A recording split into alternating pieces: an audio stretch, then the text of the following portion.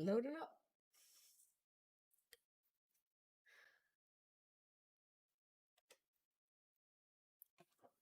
All right, hello there.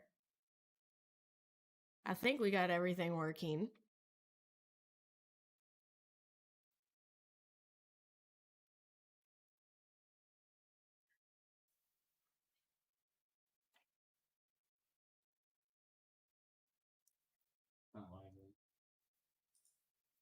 Well, maybe it was waiting. Oh, yeah.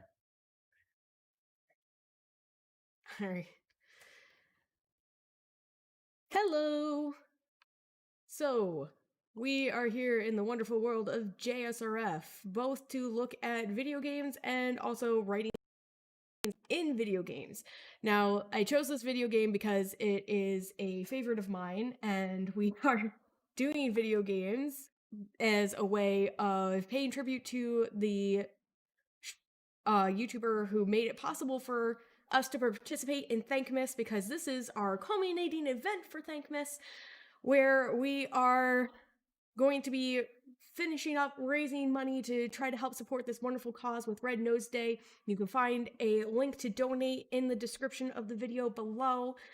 The YouTuber who did allow us to participate in this event is Jacksepticeye, and he is well known on YouTube for his gaming. And so that is why I chose to take a gaming angle to things today. And my cat is trying to say hello. So, thank you, Xander. Go find a place to lay down now, please. Gotta love them. All right, so what we're going to be doing is looking at video games as a form of writing. A video game like JSRF is not a plot-driven video game. It's not done for the purpose of storytelling, but that does not mean that there's no storytelling elements involved. In fact, there's quite a few. So I did get started ahead of time just so that you did not have to try to experience the tutorial phase of the video game with me, which means that we have missed out on the exposition of the game. So in the exposition of this game, for those of you who may not be as familiar with writing terms, exposition is where you are setting up the baseline for the world that you're living in, the things that are your sense of normal. So in this case, you are a person who is living in the city, Tokyo-to, and what is your normal is you are part of, or rather this character in particular, Yo-Yo, has just joined a very prominent street gang whose job essentially is to protect the soul of the streets by using graffiti. And it's actually kind of an interesting premise in a way, because one of the elements for the game is you had to have a way to pick up like spray cans to do graffiti, and the way that the game handled this in a story type way actually was to say that only people who have the soul of the streets are able to see these graffiti cans and are able to spray this graffiti. And eventually later one of the collectibles are called G-Souls, and once again you can only see those because of the fact that you have the soul of the street in you. Now, you did also get introduced to your big antagonist for the story already, a man named Rokaku, who is trying to take control of the city, and he even has his hands in the police, who you will eventually have confrontations with. So, we are now ready to go off on our first part of the journey. We are just entering our call to action phase.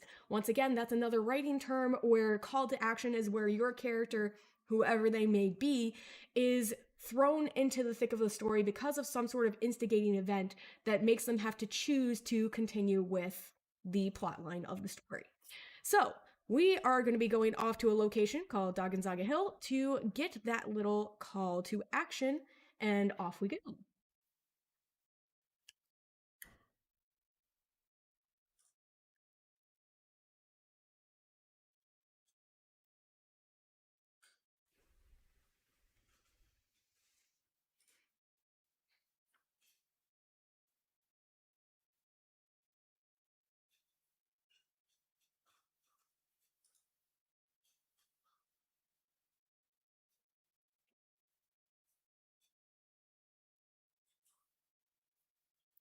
So we have now received our call to action. There is someone who is spreading bad rumors about our particular street gang, and they apparently have stolen a very important artifact.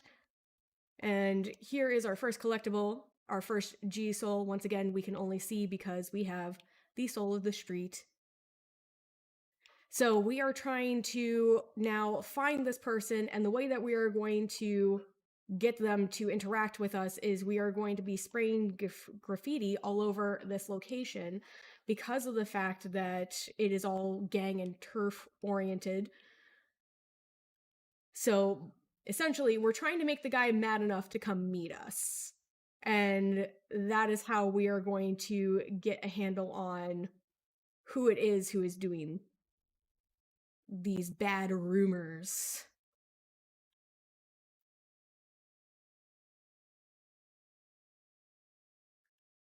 JSRF is actually a second game where originally there was a game Jet Set Radio, and then this is the second one, Jet Set Radio Future. So you actually, if you knew Jet Set Radio, you'd be able to recognize some of the characters are revisiting in the games. In this game, I did at one point try playing Jet Set Radio. I played Jet Set Radio Future first because my first console that I got to use was an Xbox, and this game originally came out on the Xbox. Don't quote me, I may be wrong. But essentially, I got introduced to it through the Xbox, and that is not where Jet Set Radio was. So later, through new resources and being able to play on PC, I was able to get introduced to Jet Set Radio, and honestly, I don't know how they got a second game from how difficult the mechanics were in that one, but I'm glad that they did because this game has been like one of my favorites forever. So now that we sprayed graffiti all over Doggonzaga Hill, we have flushed out a person who we believe is spreading all these bad rumors about us. And this is also still a little bit part of the tutorial where we're getting used to the mechanics of the game. So we're going to have to chase him for just a moment so that we can learn how to use rails and jump across rooftops, which becomes a very important mechanic in the game. So that is something that is special about video games versus doing a print form or a TV form of writing, where some of the things that you have to incorporate into the game are for the purpose of teaching someone how to do the different things that they need to do in that game versus just giving plot points and story. And that's also why the amount of story-driven plot elements in a video game vary so much across the different types of video games that you can play, because not every game requires a story or a strong story in order to still accomplish the mission of that game and to be interesting and playable, especially depending on what type of game you're going for. Like, you may not need as much story in a shooter style game where the point is more just to shoot things versus others. Oh, I forgot to even get the start point.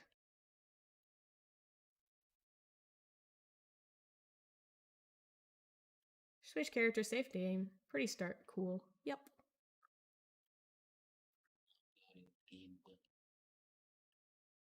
Up.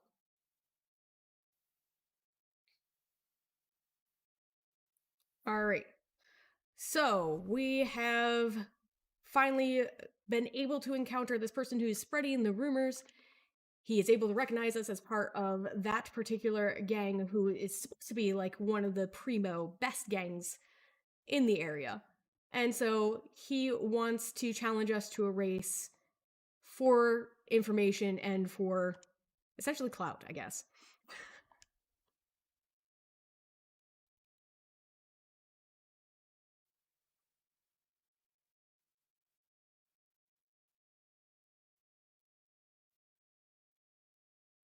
Why travel in a straight line when you can go diagonal?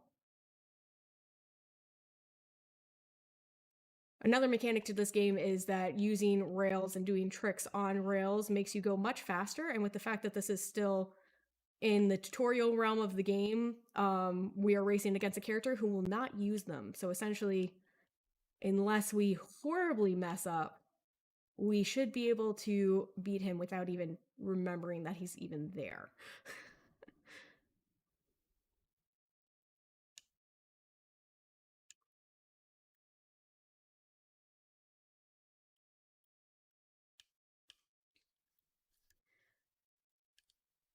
Oops, missed my tricks.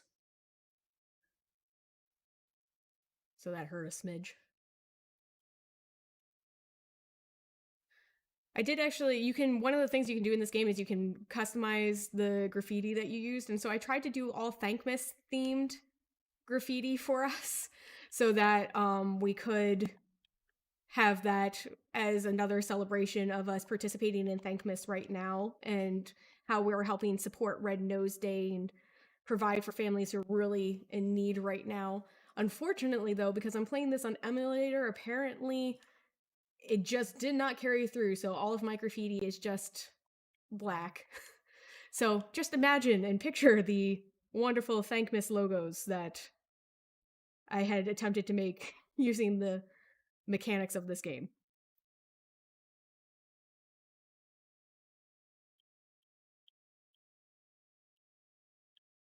And while we're finishing up this race, I will take another opportunity to so much thank the people who have already been donating. Really means so much to so many people that you are willing to give of yourself in that way. All right, so we're on to our next plot points. We were able to get him to join us because we beat him in the race, which is also how you unlock characters in this game. And we are now going to be having our first real confrontation with our antagonists in this game.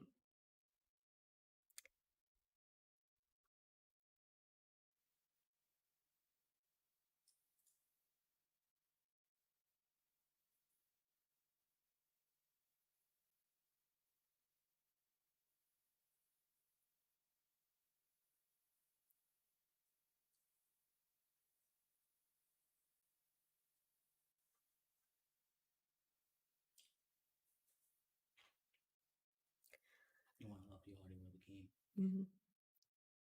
So, as I had mentioned, Rokaku is a corrupt leader who has managed to get control of factions of the police. And so that is what we're encountering right now are people who are essentially police who have been bought off by this guy so that he can try to gather as much power as possible. And he wants to have control over the streets. And with being the representations of the soul of the street, we are not down for that. So that is what is sending us off on our journey.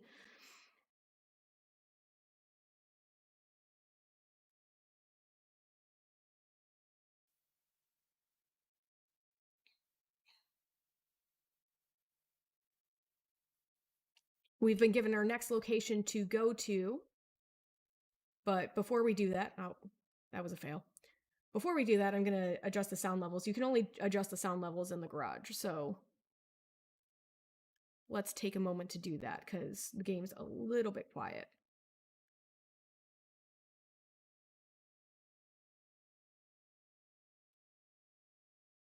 All right, hopefully that should be a little bit better.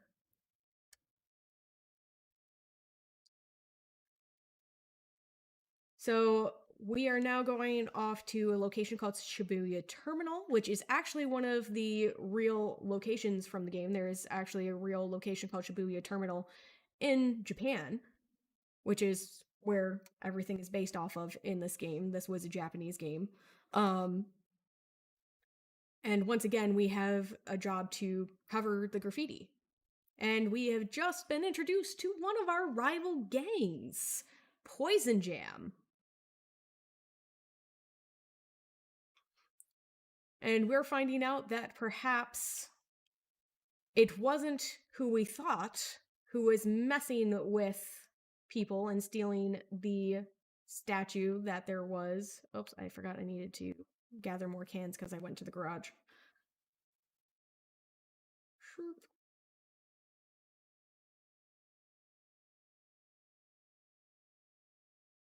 So same deal as before, we got to cover up their graffiti in order to lure them out to get them to interact with us. And I'm just changing over to the character who we just unlocked, Beat, who is one of the characters and actually the main carryover from Jet Set Radio. He was the protagonist in Jet Set Radio. And so where you have the option to make Yo-Yo the antagonist, wrong word, the protagonist this time, I find Beat's stats are just better, and also he has less of a high-pitched voice every time he's doing tricks, which is a lot, because that's kind of a key facet to the game, so just works better for me all around. I'm taking as much as I can a speedrun type approach to this, although I definitely can't do a legitimate speedrun. I'm not that put together for this. Where I'm going to be trying to like avoid doing all the collectibles and stuff. That way we can really focus on the story elements that are in this game. Because like I said, it's not a story-driven game, but there is a good solid story behind the game, which is useful for us, for discussion, for learning and growth.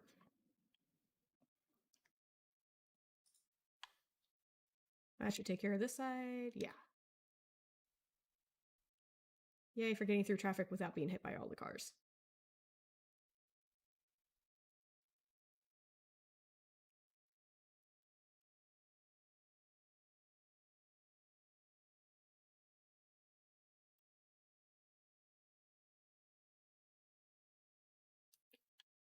And we did miss the disclaimer that is mandatory at the beginning of this game when you load it up. It warns you that graffiti is an act of vandalism and a crime, so don't actually do it unless you're like someone who's been commissioned to do some sort of artwork. So, just in case we need that in there, we'll just mention that.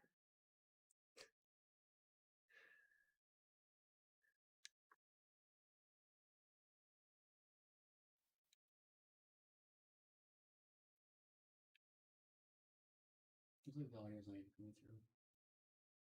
Name. For some reason. Oh, that was me. Ah, I ran out of cans again.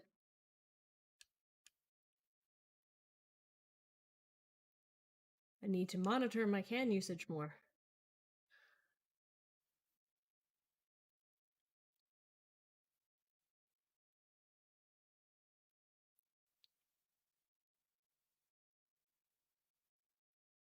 And we have done it! We have lured out Poison Jam. They are finally ready to talk to us. Sort of. They mostly grunt. But you know, each to their own.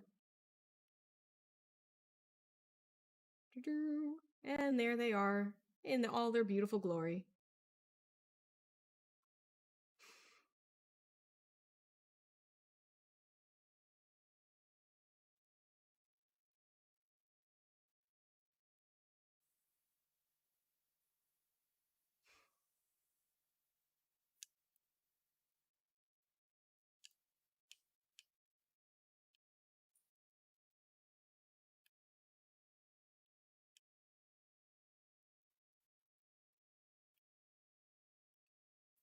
So once again, we're just going to be following them for a moment.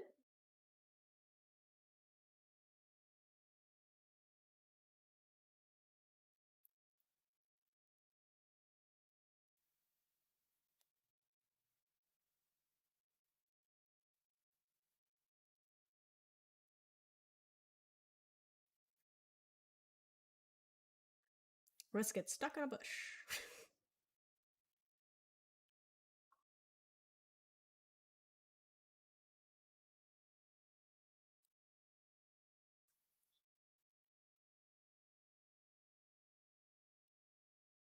Oh, little overshot.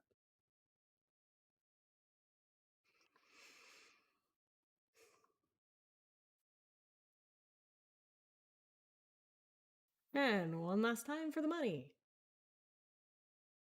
Or at least for the right to talk to these people.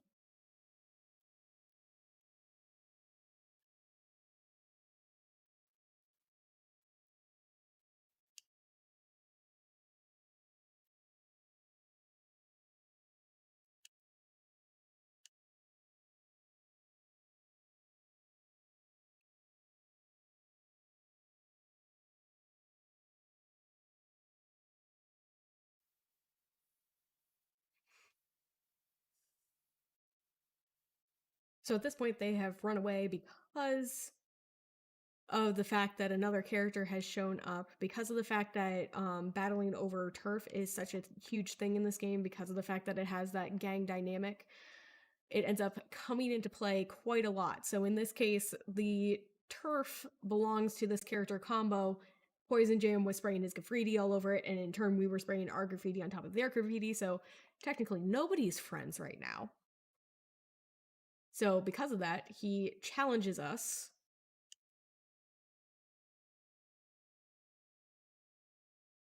And the first time I played this game when I was a young child, this was so hard because you can't see the jumps that you need to do, and if you touch the ground, you fail.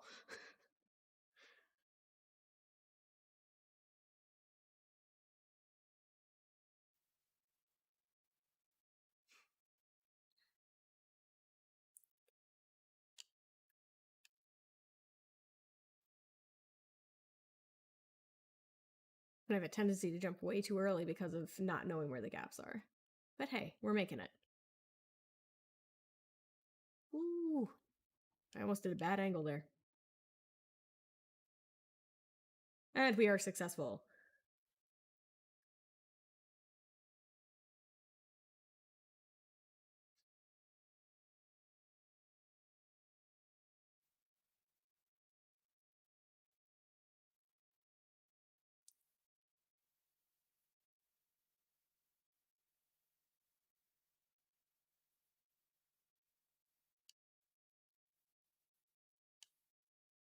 And so he has decided to become our friend because he realized we weren't actually the ones messing up his turf.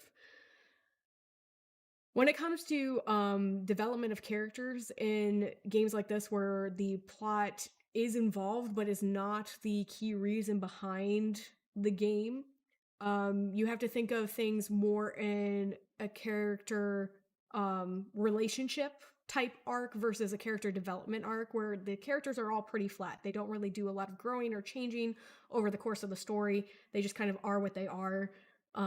They have their stats as characters in a game, and that's about as far as it goes. But throughout the entire game, you have like these ever expanding and closing circles of relationships between the different members of the gang that you are a part of, and also the different gangs that you can encounter, where sometimes someone will start out as an enemy and turn into a friend or vice versa. And so instead of character development, you have these, I'm losing what the particular term is, but you have like these circles of expanding and contracting relationships, which is what lends to um helping move the plot forward on the character side of things, where normally character development would be responsible for that.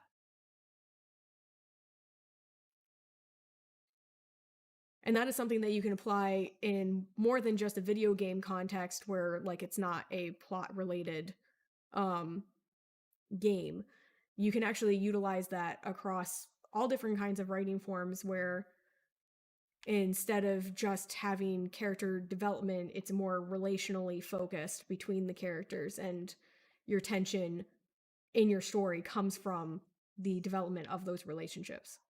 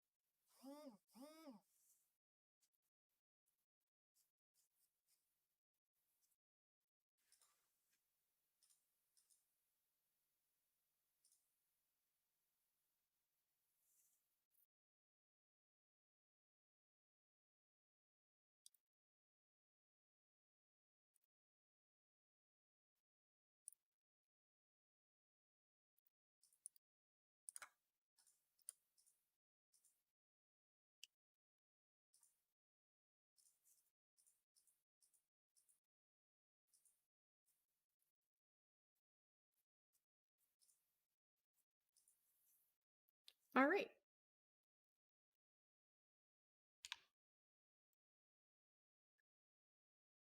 So now we have received our focus on a rival gang of Poison Jam, but also we were introduced to a secondary antagonistic character.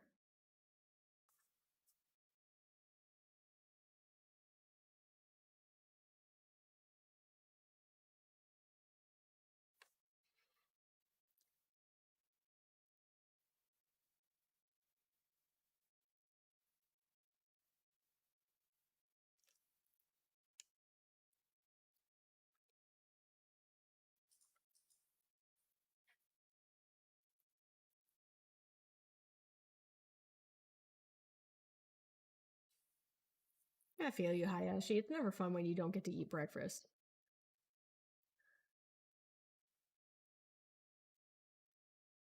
So that's another thing that this video game does in a good way, where they not only have a main antagonist,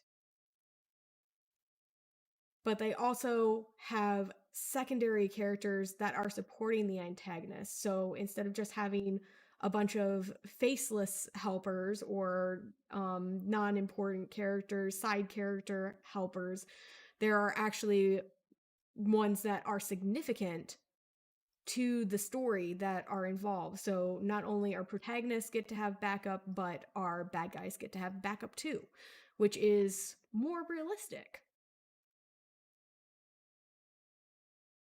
I just wanted to spray the graffiti DJ.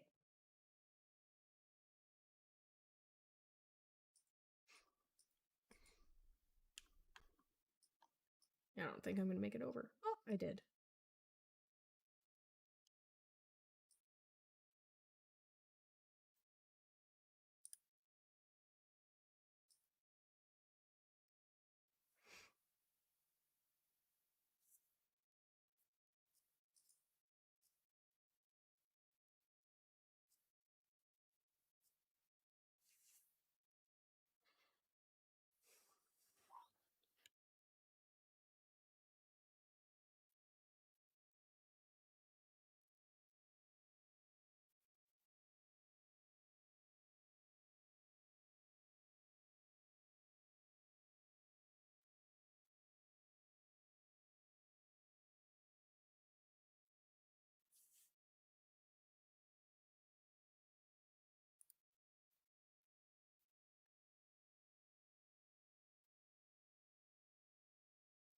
What's going on with OBS?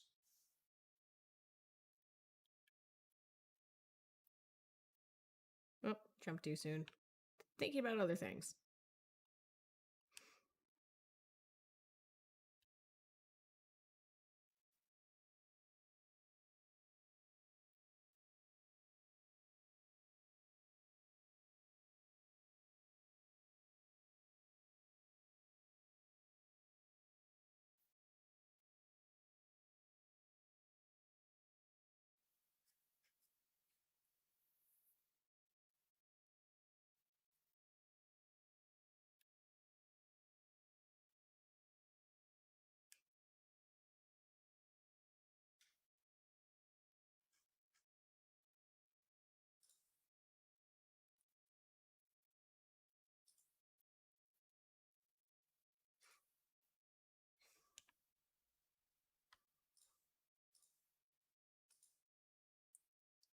We're going to take a moment to try to figure out our sound issues we're having.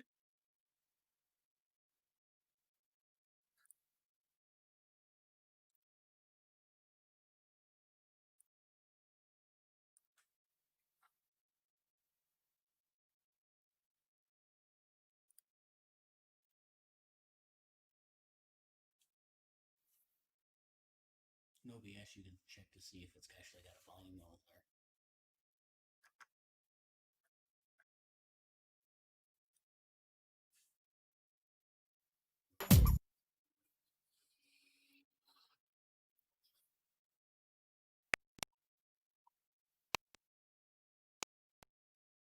Hey.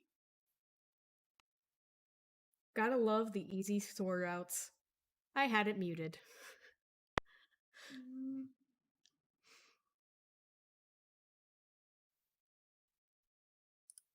here is just one bloody showdown after another, because it's where the mafia kingpins keep their offices. There's been some bad stuff going down ever since the mysterious powwow. And Rapper 99 seems to have made this. Let's try to fix that.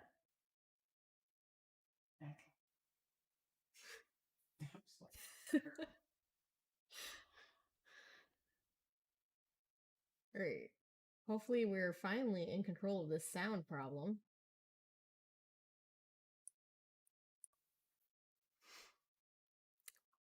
Part of the issue is anything that I do, there's like some lag before it actually adjusts for the stream.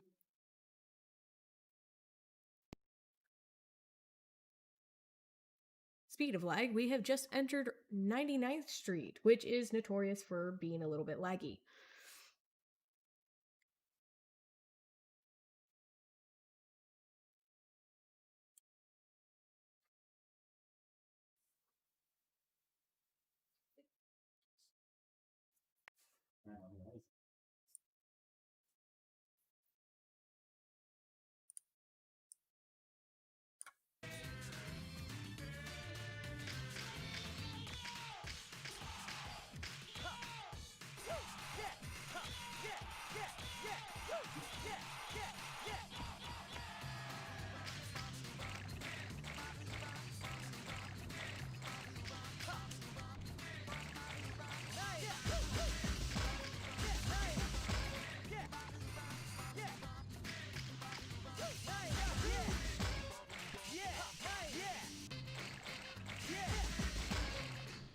So we are currently in the zone where we are testing out that whole relational dynamic form of plot structure, because we are seeking to essentially anger another gang that's in the area in order to convince them to give information on the people who we are after, which is Poison Jam. And the reason why is because apparently the only way you can get in contact with people in this storyline is to make them mad by covering their turf in paint. I guess cell phones weren't a thing. Oh, I'm trying to go somewhere too early, I forgot. I need this first. We must cover things in paint.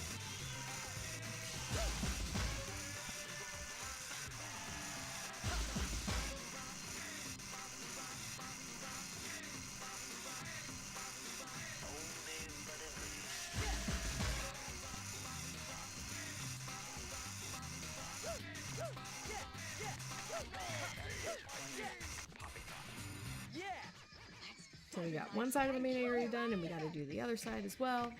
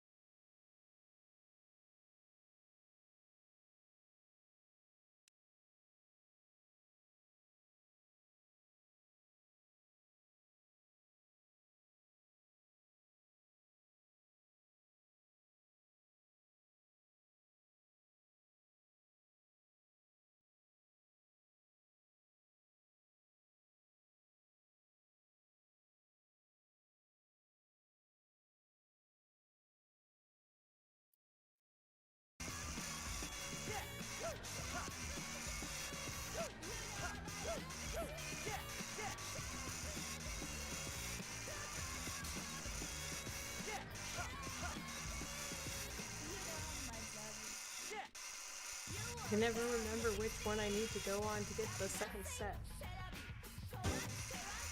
There's literally just one left.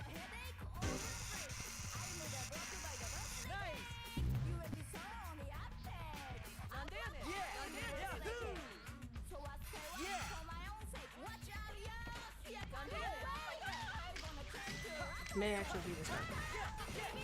So maybe I've been going in circles for... It's been a couple years since I played this game. Was that it? It was. Oh, beautiful. Alright, now we can climb into the dragon's face again.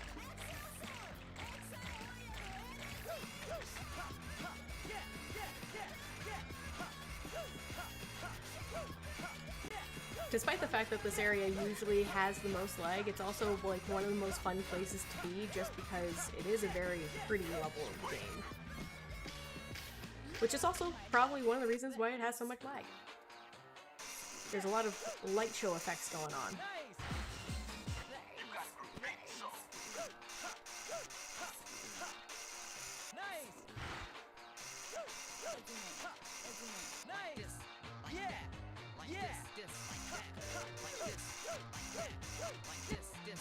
And now we're having another encounter with our bad guys who are trying their best to deter us skating youths from causing harm to the city.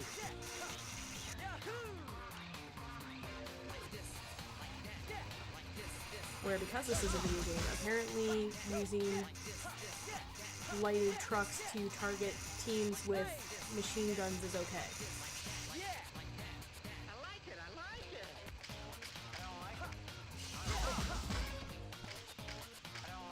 I guess what works, works.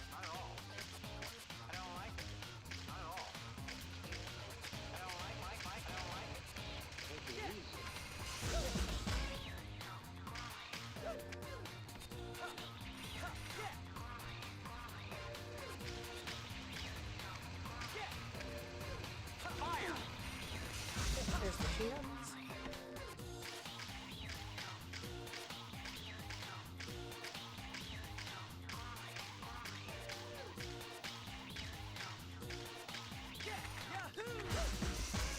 One thing that video games tend to do very well is making sure that there is a continuous state of progression in difficulty as far as the challenges that face off with the character, and there's a very practical reason for that, because your player needs the opportunity to learn the skills that they need in order to be successful in the game, and so they require that very linear progression as far as difficulty is concerned in order to be able to...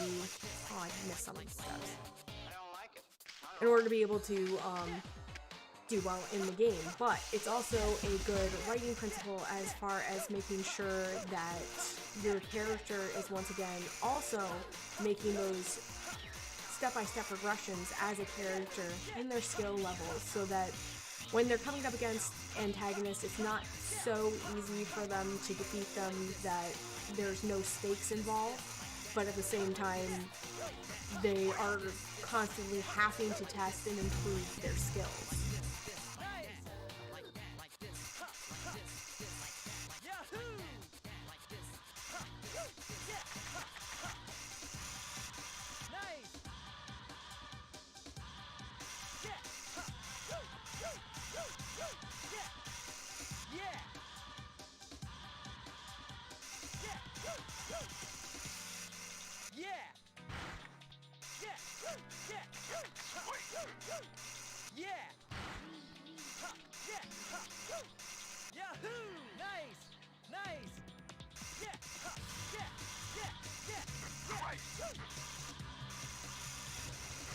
Squadron commander to all personnel. The suspects have returned. If you get them in your sights, fire at will. Hey!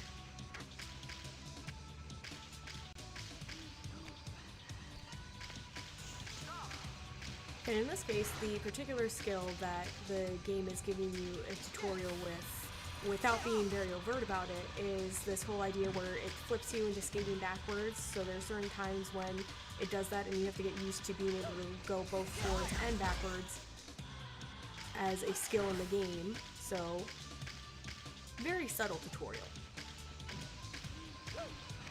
which is pretty good as far as developing game mechanics is concerned.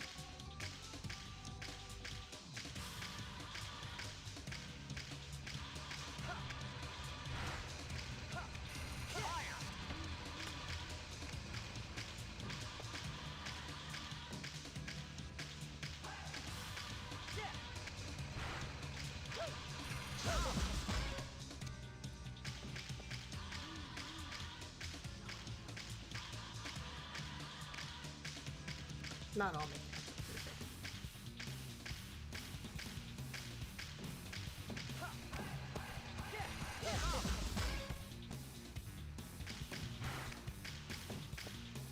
This one.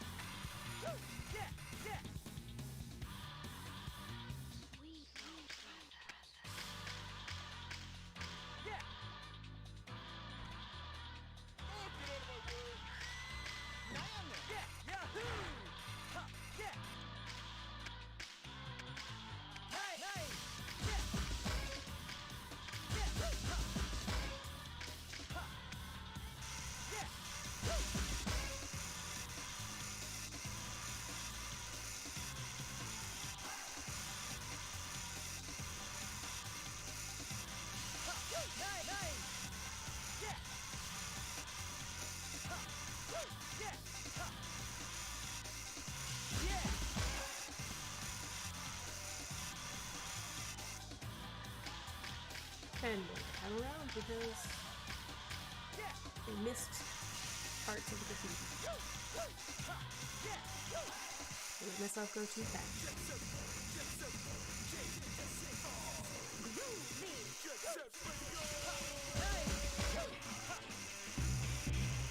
And pacing, as we all know, is always important.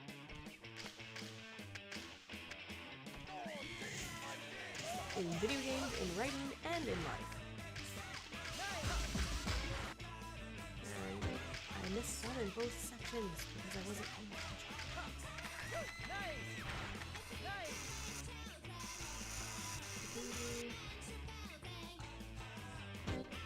Ah, okay. I always forget about the ones that are on actual ground level. There's one.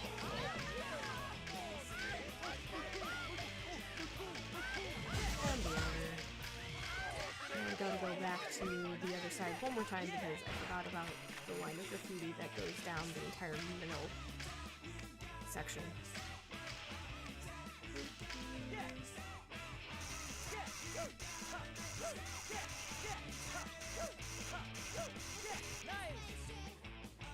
Hopefully I can do my transition just as well as I did last time so that I don't have to go all the way to the top of the dragon. Because there is another way to go through, but it just really accentuates the lag. It's very painful and slow. Land it! Yay!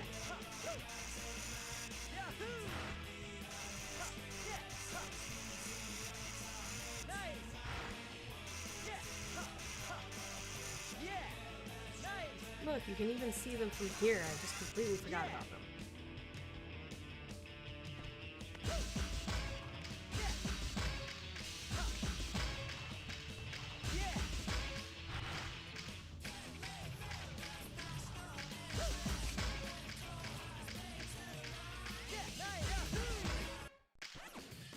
Ah, there we go. So now we've completed the graffiti for this area, and we should be able to move on to the next step, which is Churro Street.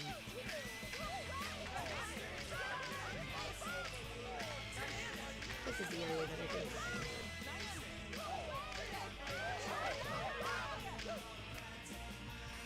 I must say, as far as emulators are concerned, the one that I'm currently using is working pretty well. Yes.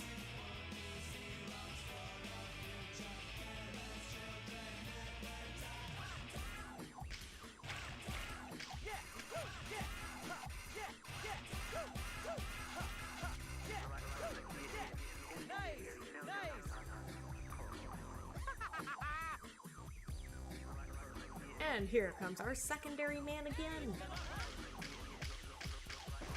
I was full. Oh, almost got him in one shot. 1.5 isn't bad.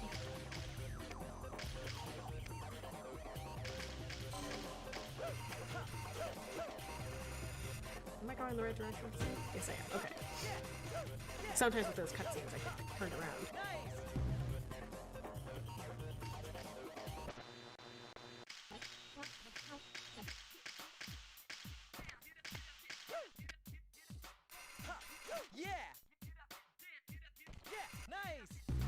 And this game comes from the generation of video games where like not everything is strictly handed to you, and you don't like have a nice journal necessarily that tells you what you need to do progression wise.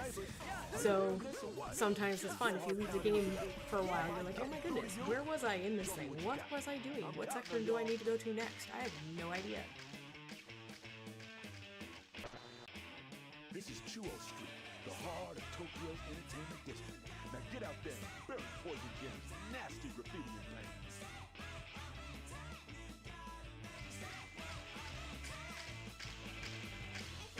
HQ to all squads.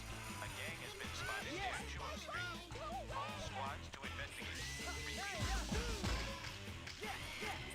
This is Hayashida HQ. Send in all the... Understood. HQ to Auburn Division. All tanks prepare for emergency deployment. This is Armored Wizard for review. If you see those punks, blast them.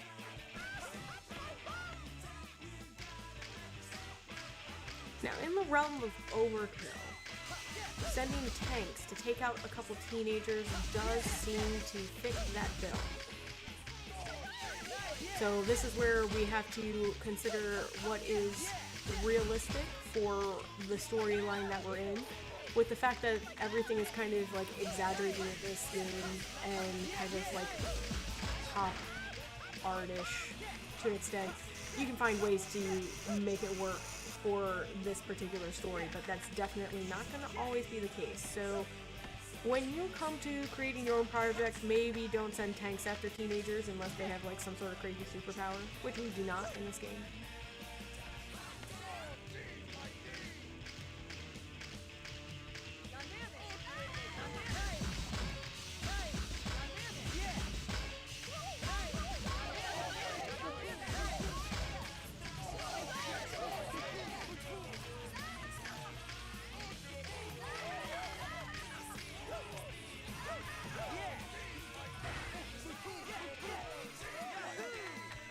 As we are having discussions about plot forms, the most standard form of plot that most people are familiar with is under quite a few different names, most commonly known as the Aristotelian plot form, as in like bringing off from Aristotle, and also the Freytag model, which is that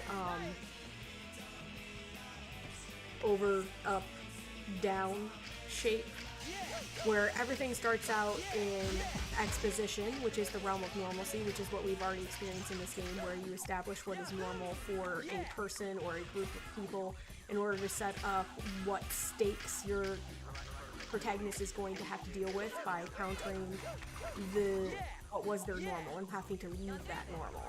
And then you have an initial conflict, which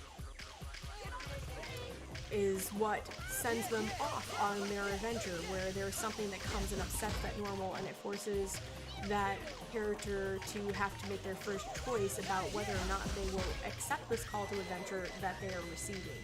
And there's many different like terms and different stops along the way that you can take. There's many different platforms, but this is one of the most common platforms.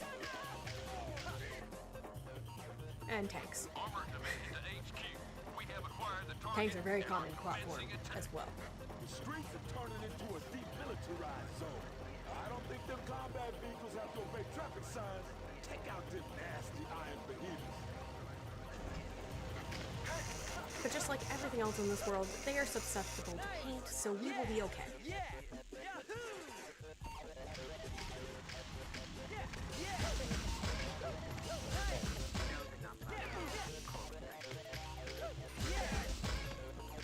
There's one.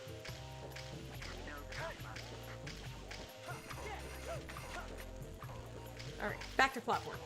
So once you have your initial conflict that sends your character off on this big adventure that they're going to be going on, usually at this point reluctantly, then you have the rising action, which takes place over the majority of the novel. It's actually the largest part of the novel.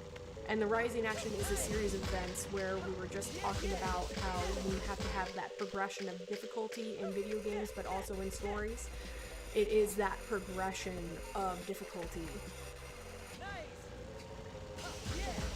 And so they will start out by having some sort of small challenge that tests them, and then the challenges will get progressively more difficult, and they will also be covering everything from something that is physically difficult to them to something that is emotionally difficult, mentally difficult, and it all depends then on how you are choosing to develop your story, how much of each of those types of things that you will then incorporate into that rising action.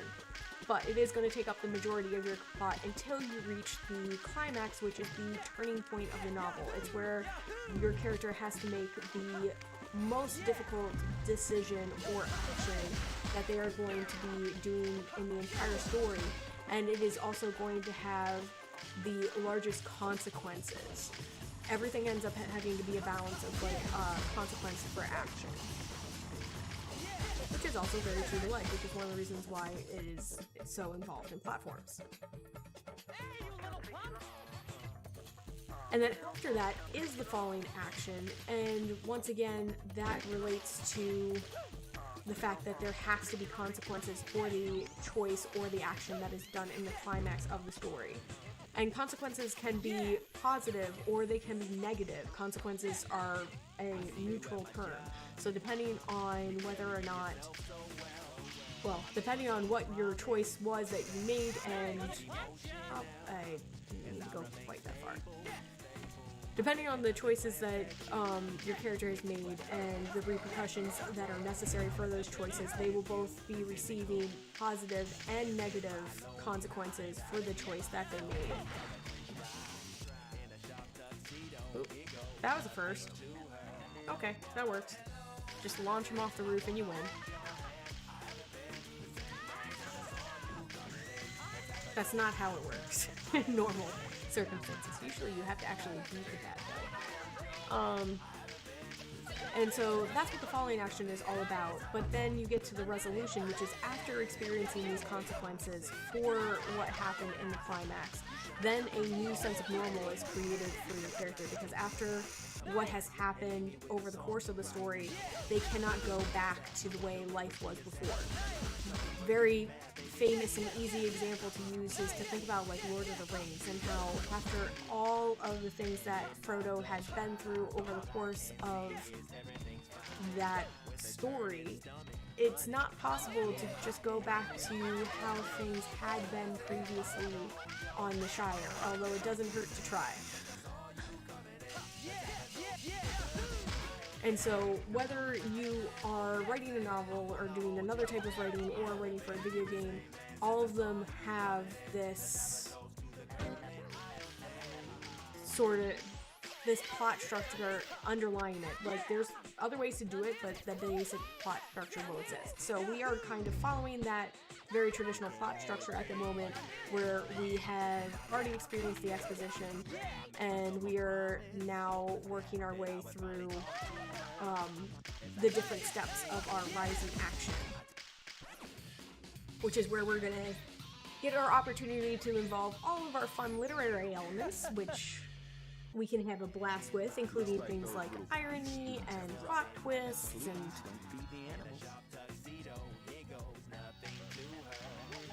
encountering our rival gangs in this case, and resolving conflicts as we do in this game with race and with races and hate.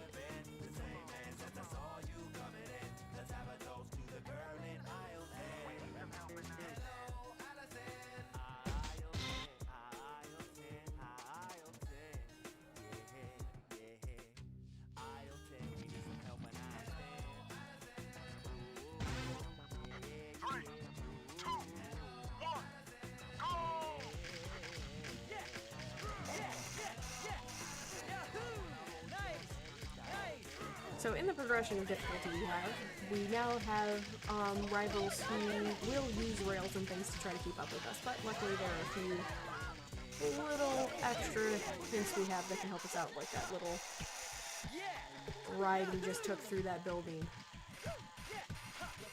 that can help us stay just a little bit more ahead.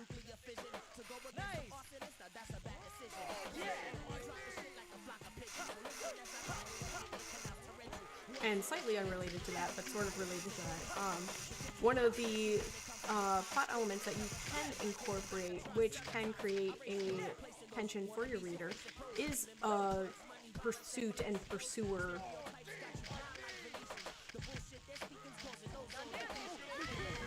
type conflict, where you have one character that your reader is able to perceive who is being pursued by another, and the tension that you're building in is with how close the pursuer gets to the pursued. And depending on who the pursuer is and who the pursued is, it adds very different dynamics. So whether you are having like an antagonist who is pursuing a protagonist, or if you're doing a more relational aspect of things where you could have that in like a romance style format, where there is someone who is like all for getting into a relationship, another person who's not so into it, and there's a pursuit aspect to that as well. It can be a nice way to build in tension for your readers. That can be fun. Oh, I missed the rail. Hit the stairs. Neutral.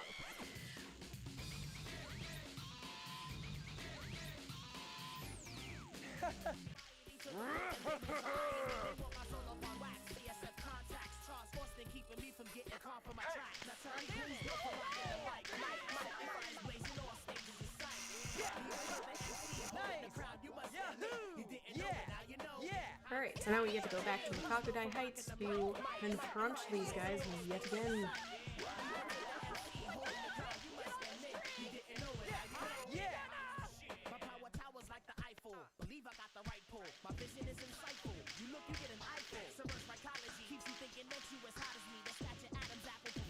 Hopefully without getting hit by an RV.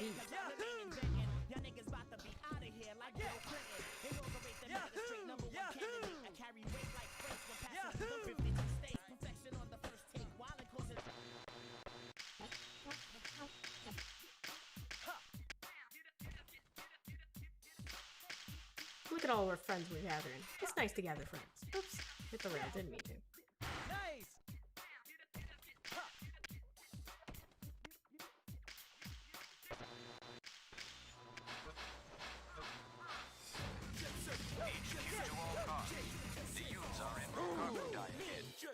All officers are advised to patrol their districts more vigilantly.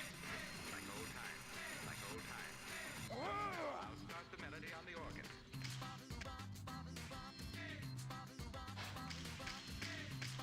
So with the ability to gather so many different characters, you have what's called an ensemble type cast, where sometimes stories will be focusing on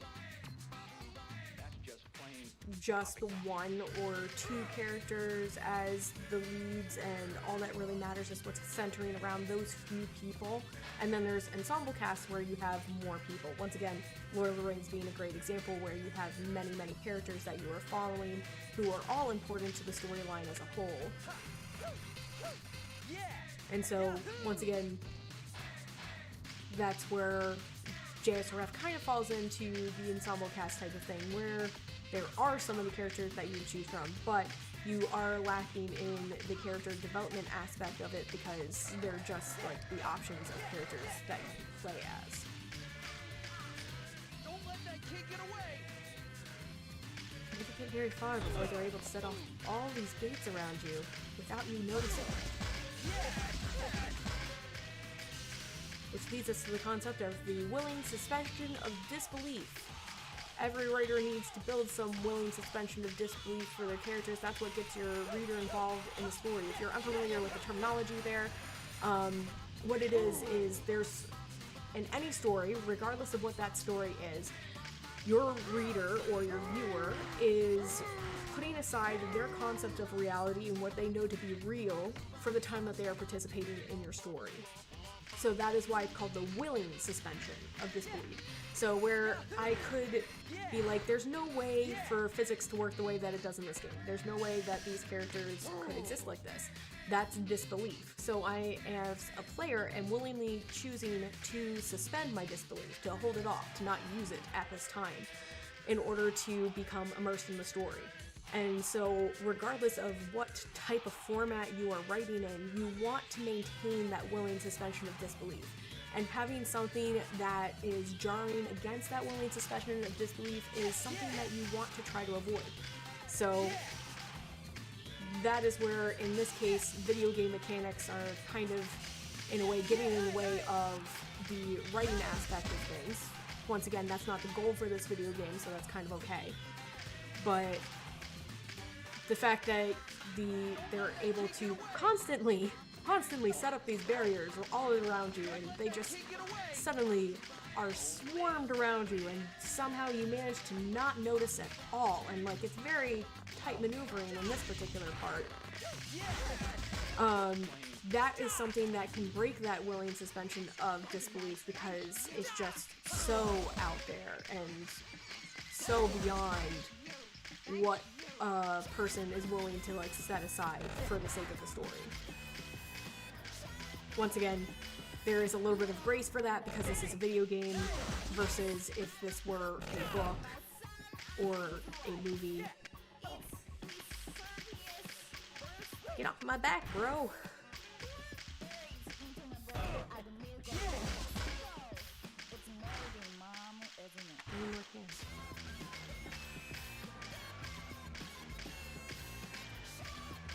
So willing suspension of disbelief is very important for writing, but also can be really fun to mess with at times. Oh, he's broken.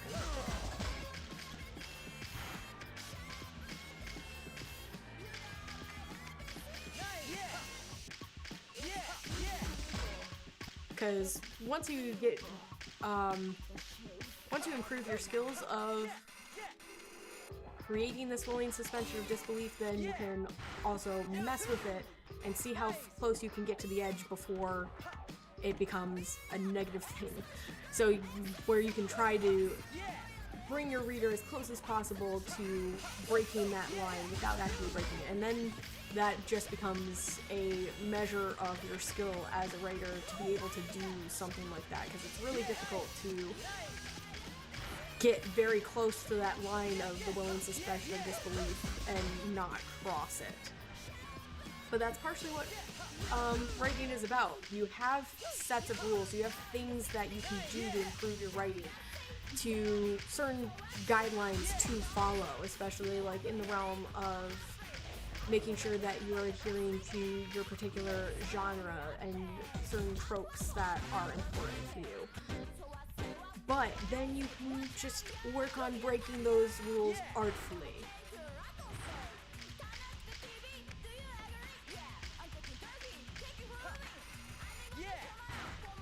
That's one of the things that makes writing both very difficult to do and to learn, because there are rules, but if you stick to those rules, it will be dry, and if you don't stick to those rules, you can end up not doing well at the same time. So you just have to keep practicing new things, trying new routes, and then seeing what you can do to improve yourself and your writing and your work as a whole. And there's just so many different possibilities that you can try. So, I mean, that's one of the reasons why I find it so fun.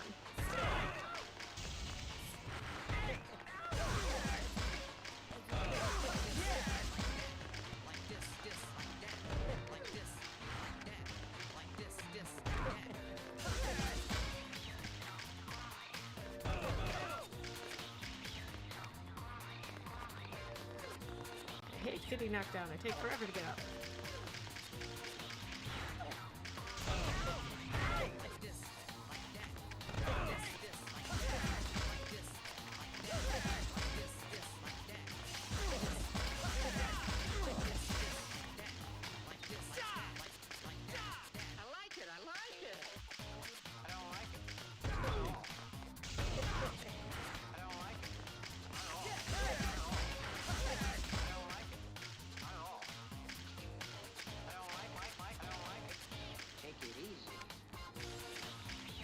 Narrowly missed it.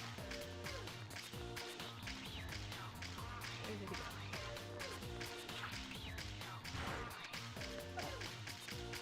Yeah, just hold on.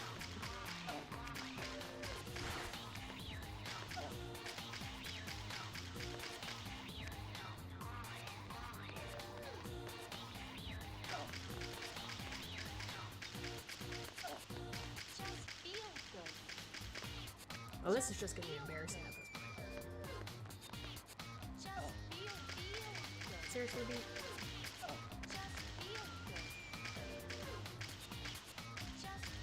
Let's get some health.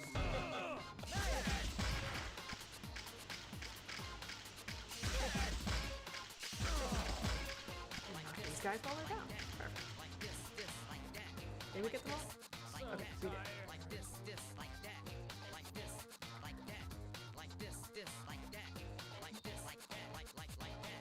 don't like it. Not at all.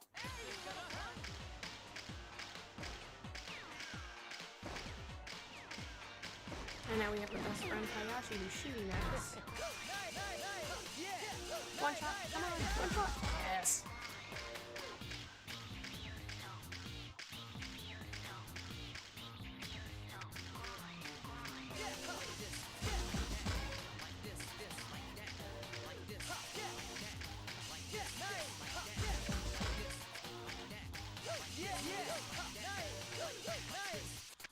So just a quick reminder for people who have more recently joined in, this is a live stream to wrap up our time with Thankmas, where we are trying to help raise money to support Red Nose Day, to provide resources for families who are in need at the end of this year.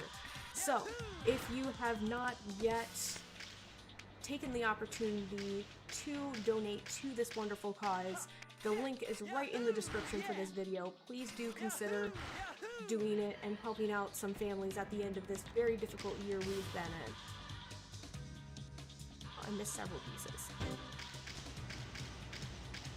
Well, I didn't miss this one yet, but I missed one more.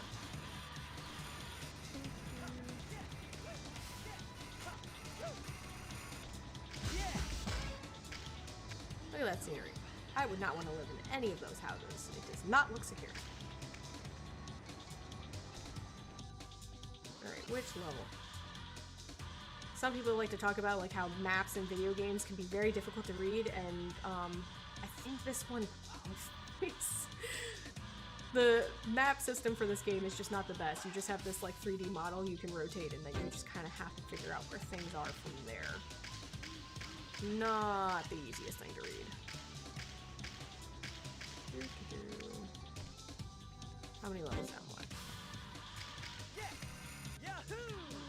Oh. Well, that's the first time I've gotten that G-Soul that way.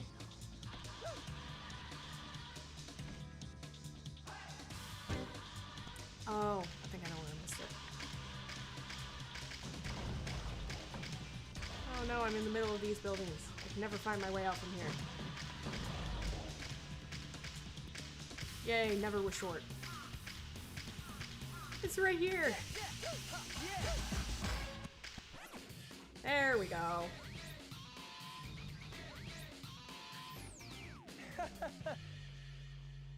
Poison Jam's worst enemy, Rapid 99, has been seen. And because we finished 99th Street, and now we finished this area, we get to go back there and actually talk to them and try to get them to tell us where their rivals, Poison Jam, are, so that we can try to take them on. Because alliances and political affiliations and relations can be great ways of moving plots forward.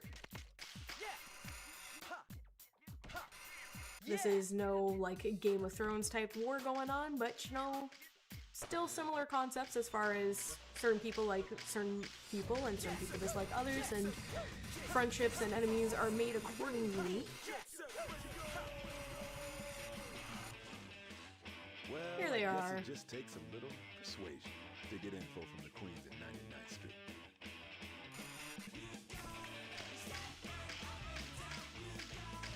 Can I just land it? Yes.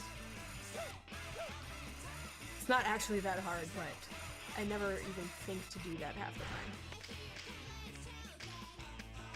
Nope, let's go a little bit away, go a little bit back. Which one of you do I talk to? There we go.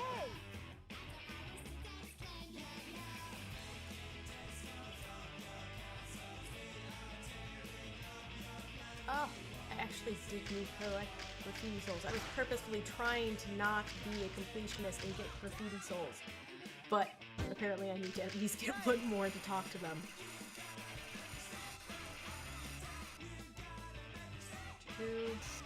Where is that guy?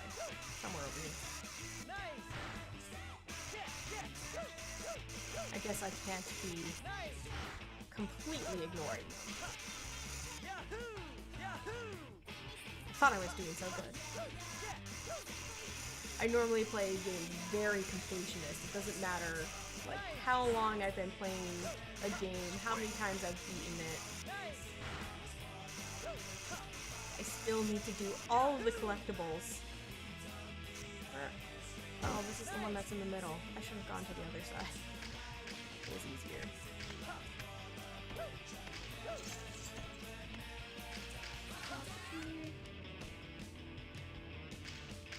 Because if memory serves, I have to go up there and it's...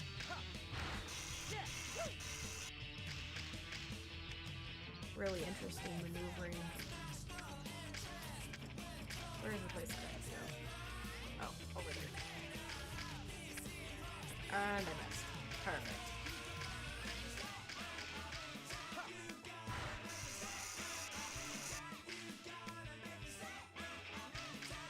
There it is. Yay, and now we should be able to talk to them.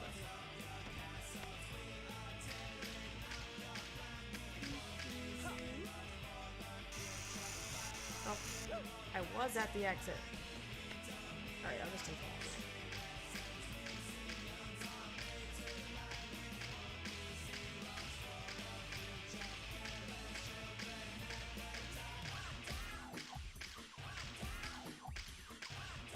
This game doesn't have a lot in the way of like side quests or things that you necessarily need to do, which kind of falls under the category of subplots as far as writing is concerned, where side quests are like these side missions that you do that have very little bearing on the story.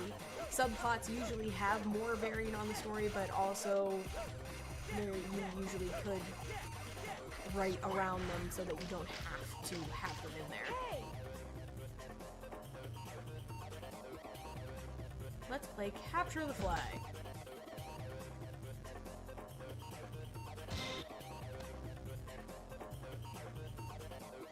I don't remember where the first flag is.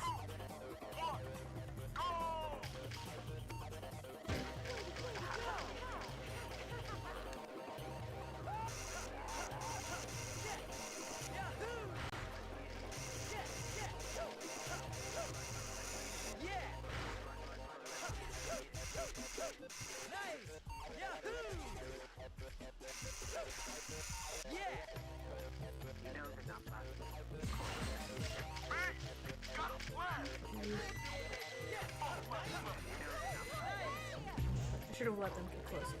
Not that it really matters. Yeah.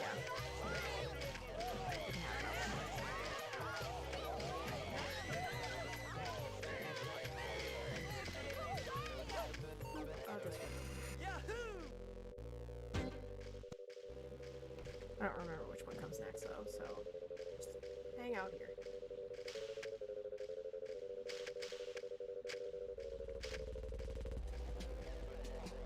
They're getting there.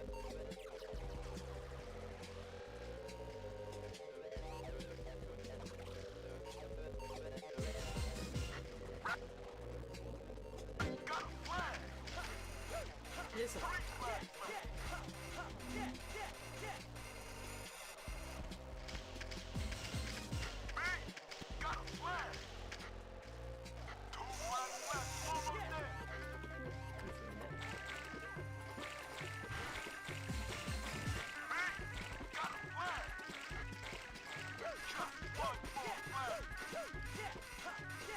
we've essentially won already because we got 3 flags and they only have 1, but it doesn't hurt to be a little bit extra.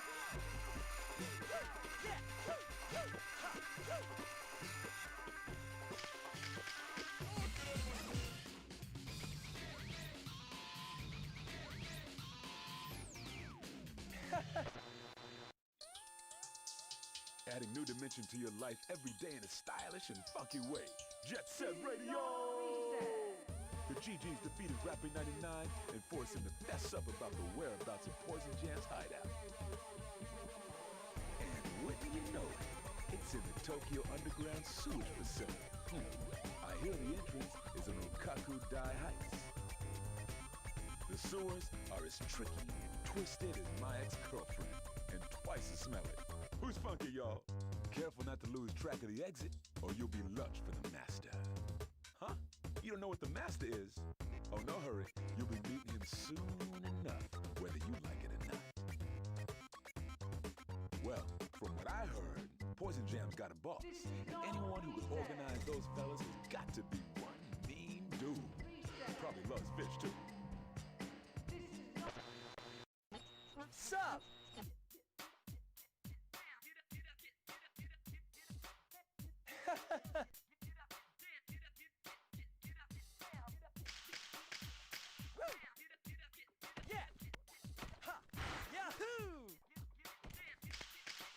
So here we have a case of another side boss or secondary antagonistic type character.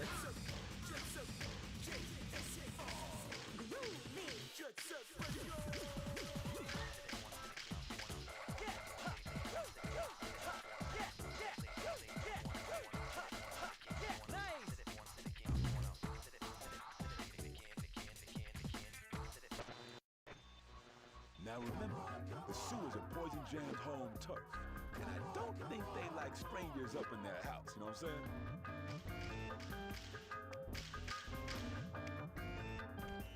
Yahoo! Yahoo! Nice! Yahoo! Nice! So even though the idea of having like this person who they talked about, the leader of the Poison Jam gang, there we go, they're not part of our main antagonist, they're not with Lukaku, but they are key in the progression lineup as far as giving necessary challenges to learn new skills that will then help us to progress to being ready to face off with the main antagonist of Lukaku. And so even when you're writing for your stories, you can also incorporate things like that, where not every challenge your character faces has to be specifically related to the antagonist and the main thing that is getting in your character's way. It doesn't need to be directly related as long as it still serves a function for your story. And once again, when I'm talking about function, I'm talking about having devices and elements in your story that help to move your story forward, that help you to get from the beginning of your story to the end of your story.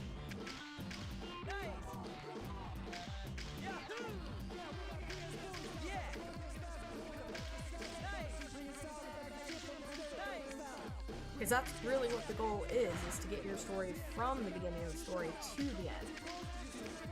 And have it be interesting in the middle.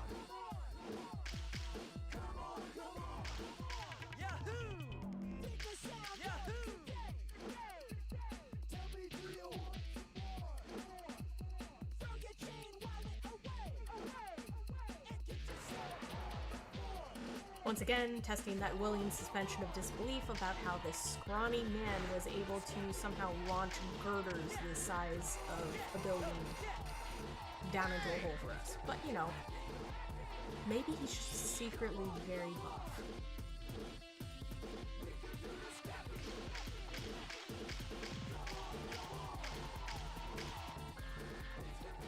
There's got to be some switches around here to open the gate to Poison Jam's hideout. Find the switches and get that gate open.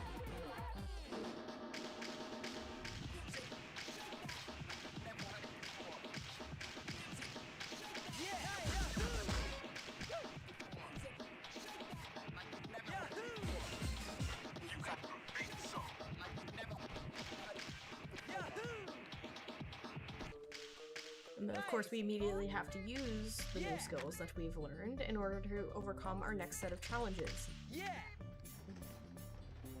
Which only makes sense. Ooh, I made it.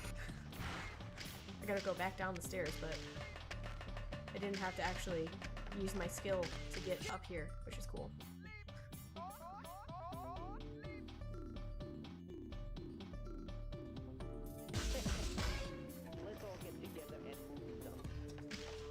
Should I get the diesel? Apparently I need some. Yeah, I can get it.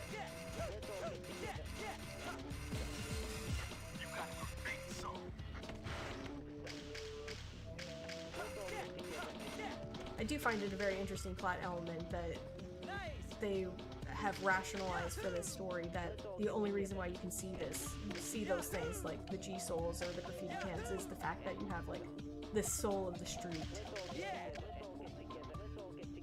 I feel like it just adds like a nice story element to it, even though the story is not necessarily the point of the game.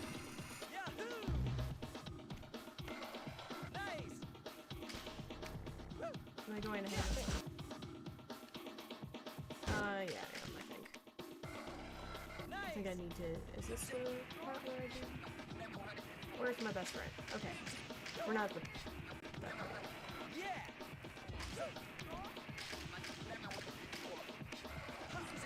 It's really nice having like games and stories like this where it's like you got to spend such a special time with it at some point in your life, and then you're able to just kind of go back and pick up with it, and you pretty much remember what was happening, but it's still like just a real joy to be able to experience it all over again.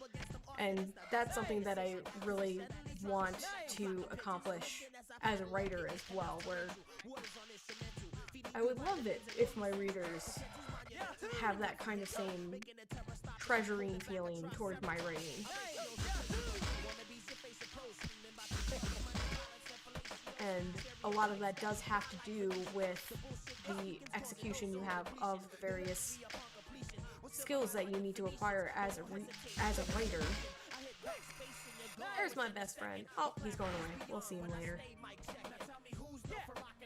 I think this is the most annoying one. Let's do the most annoying one first. Yeah, it is. So this part is the worst because your controls are not that good. There's not a lot of finesse in these controls, and you have to jump over gaps in this grate, and you are allergic to water in this game.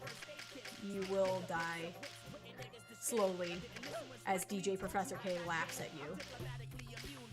He's very supportive.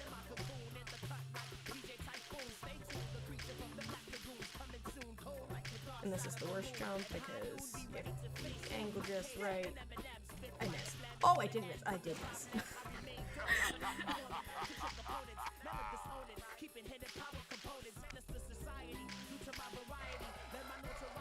I was so hopeful for a second.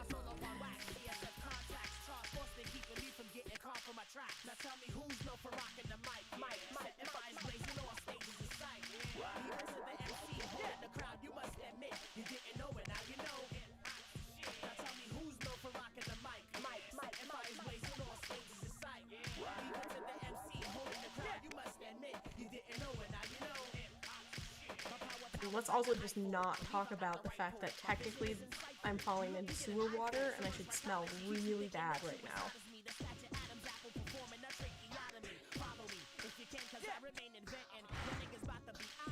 I did it. Ah! Almost didn't do it. Oh, gracious. We did it! And now we will just simply surrender ourselves to the void. Because it's the easiest way to get back. And I have the help.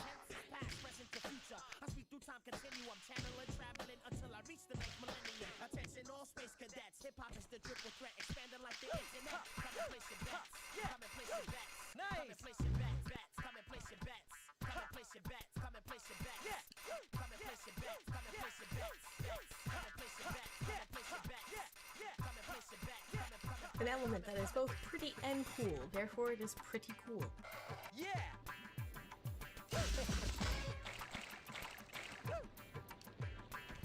Everyone likes some shiny lights. Although it's way more trippy when you're going backwards.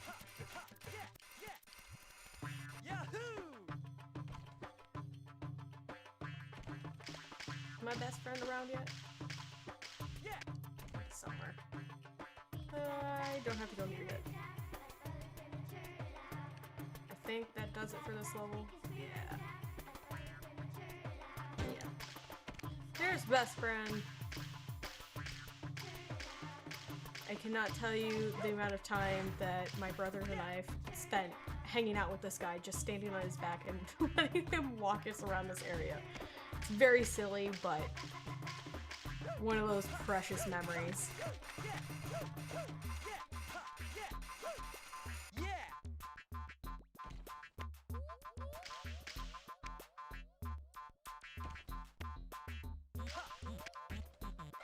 Nice. Yeah. Yahoo. Yeah. Yahoo. As kids, we decided that the salamander was actually my little brother's pet. Nice. Yeah. Nice. I can't remember if he named it though. Yeah. Nice. Yahoo. And for any of you who have siblings, I don't know if you experienced what we did, where we had this thing where like we weren't technically supposed to like the same character. Like we could get in fights if we liked the same character. So my younger brother's favorite character was Yo-Yo, and he liked playing as Yo-Yo. And then both my older brother and I really liked playing as Beat, but because of the fact that we couldn't like the same character, I made up like my own version of this character in my head. I called him Zero, and I pretended that like he had a blue shirt, so that he was different somehow.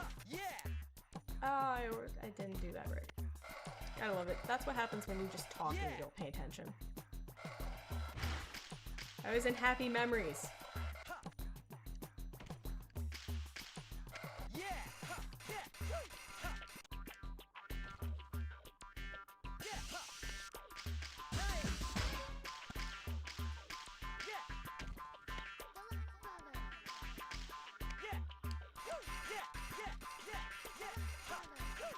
And there is a multiplayer aspect to this game where you can like play in versus mode, but you can't play together. And so because of that, and because of the fact that there were 3 of us kids, we would very often like sit on the couch next to each other and like pretend we were like on palms and talk to each other in character. And it was the closest we could get to playing this game together, and it was honestly a lot of fun. Oh, I almost went down without going and doing these last few. That would have been disappointing because I would have had to come all the way back up.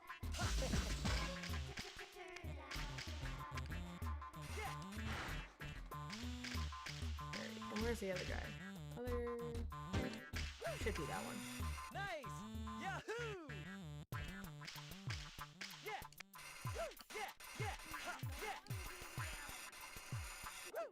Was I right?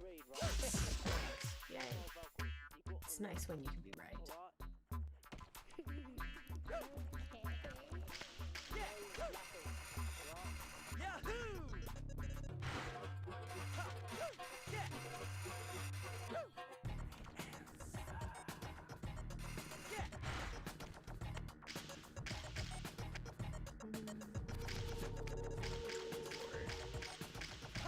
I think it's this way.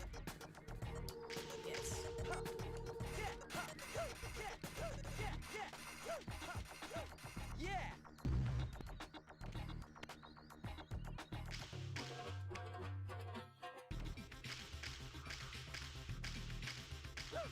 And games like this are also examples of linear progression plot lines where you are following sequences of events in the order that they actually occur in, but it's becoming very popular to create things that are non-linear plot sequences where you are not actually following events in the order that they occurred,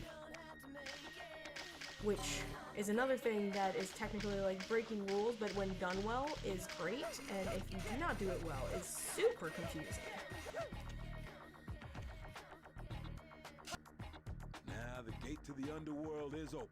It's probably not a good idea. But that's another thing that can be fun to play around with, messing with linear progression plot lines versus non-linear progressions.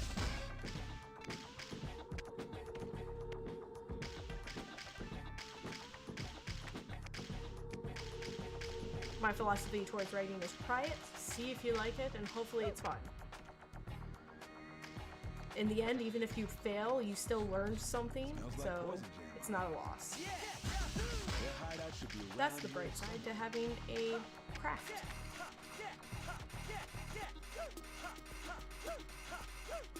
I just went the wrong way, didn't I? Oh, well. It's a circle, I'll get there.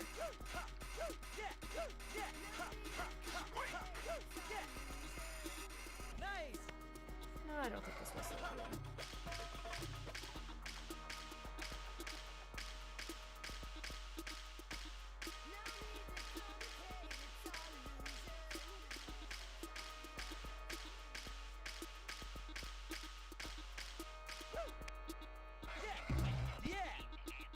Yay, it was not the long way.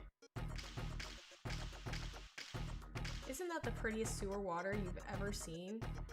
I mean, it's got some nice blue to it.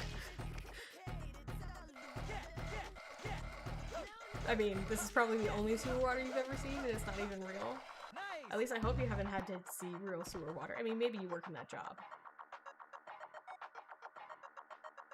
I'm just gonna stop now.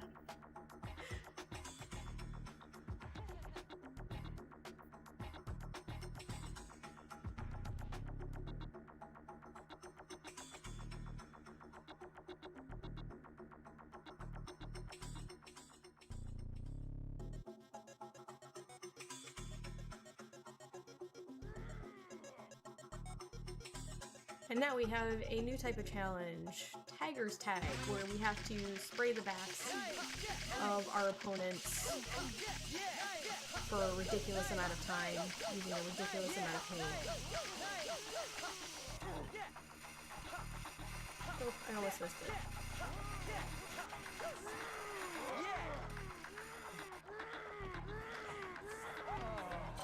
I got distracted by reading Cube's lines. It's okay, I need more cans anyway. And because this is not a race, we don't have to worry about people getting ahead of us. Especially because they have pre-programmed places that they need to hang out in.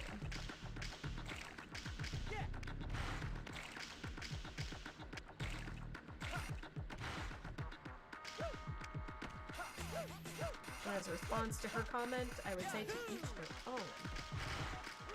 And now we get to go back because one of our friends went back and he's the one who we almost beat.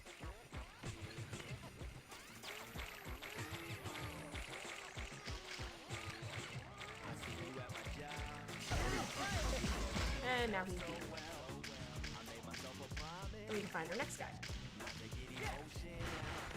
And this was our first time that the game tried to employ a sense of irony in the extent where irony can function as when your expectations are supplanted, if that was the right word. You expect one thing and then you end up getting something else. And so they set you up to believe that the leader of Poison Jam was going to be like this really rough dude, as they put it. So, and then it turns out that it's this very boss lady.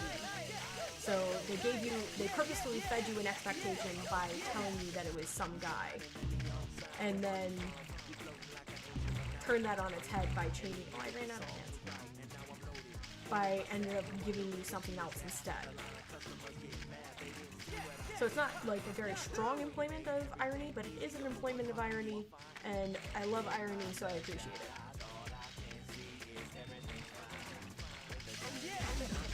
And there's that guy.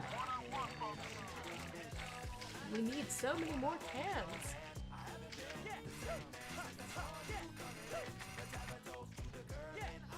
It's not enough, I say. It really isn't. It takes like,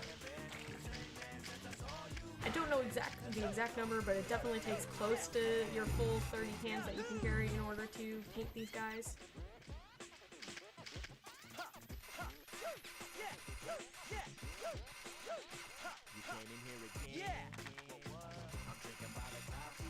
And our last buddy is hanging out in this room waiting for us.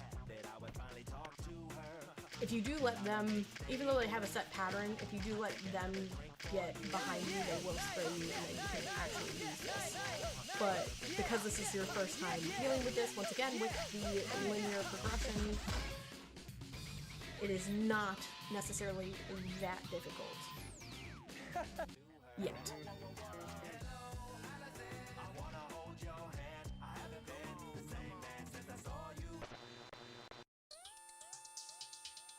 The station that's so smooth, your ears won't even know what hit them. Jet Set Radio! The GGs have penetrated into the Tokyo underground sewage facility and crashed Poison Jen's little sewer pipe. Their boss, Q, got away, but it was obviously Poison Jen who kidnapped the statue. Now why'd they go and do a thing like that? Whoa! This just in! GG's member, Yo-Yo, has just disappeared. No ransom note, no threatening phone calls, nothing. I mean, what's going on here?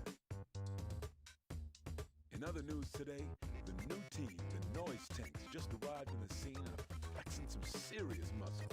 Word is that the Noise Tanks are a bunch of cyborgs. They all got mechanical bodies and whatnot. And the Immortals, who used to control the skyscraper district, just got their butts handed to them by the Noise Tanks and had to give up their turf. The Noise Tanks are bringing one street team after another under their control, and pretty soon they're gonna be running wild all over the city. You gotta be a fool to think this ain't got nothing to do with Yo-Yo's little disappearance. Rough up those Immortals a little, and they might help you unravel this mystery. Sup?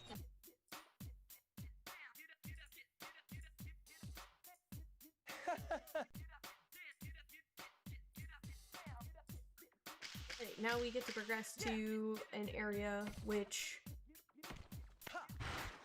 I always consider to be the scariest part of the game. Because there's lots of heights and you can fall and get hurt very often. And so I always was the most afraid of this level, but now I'm just coming to the point where I realize and I appreciate the fact that this game does not have spiders in it. Every game has spiders to scare you. Everyone, almost. There's always some sort of big, scary, arachnid form thing, but you don't have to worry about that. Oh, maybe. I don't know. Thinking about some late game stuff, I don't think it's spider-like, but it's close. At least it's not an actual spider. I'll take the heights. This right here is a skyscraper district in Pharaoh Park, an open-air garden built by some rich Egyptian people living in Tokyo, and the holy sanctuary of the Immortals. Do me a favor, give the Immortals nasty graffiti a facelift. HQ to all squads. Youths on skates have been sighted in the vicinity of Here we go again. all squads in the area investigating. Oops.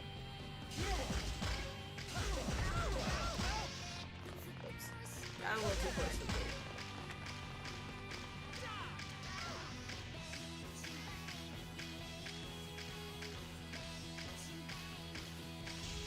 I do understand why a lot of video games do use spiders because, like, it's a very common fear. Like, there's some people who have, like, a very serious phobia of spiders, but in general, most people just don't like spiders in general. So I can understand it's like it's a really easy way to scare people and make them feel uncomfortable. But I don't like it anyway. And it's like it's something that was even like addressed in Dragon Age Inquisition. You end up facing off with a fear demon at one point, and they talk about how the aspects of fear show up differently to everybody. And for your character, they show up as spiders, and it was the game developer's way of trying to make sure that they could cover as many people as possible, because people have different fears, but pretty much everybody dislikes spiders.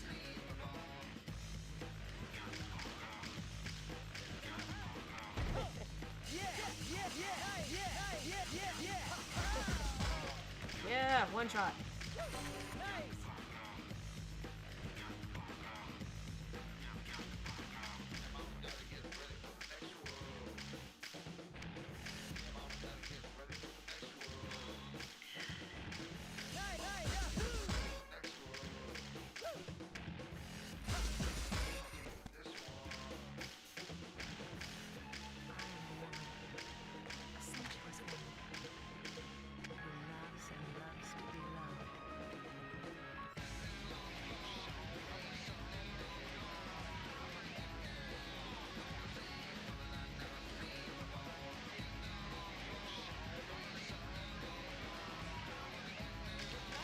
So we're being sent off to several different locations to once again lure out one gang by going up against their rivals.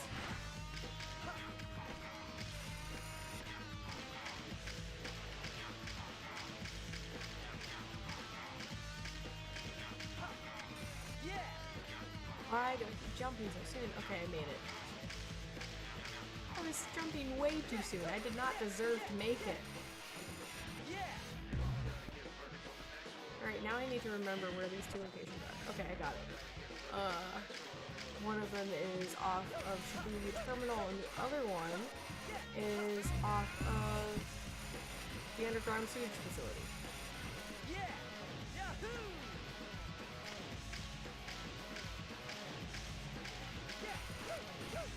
And I know exactly which one we should do first. Sort of.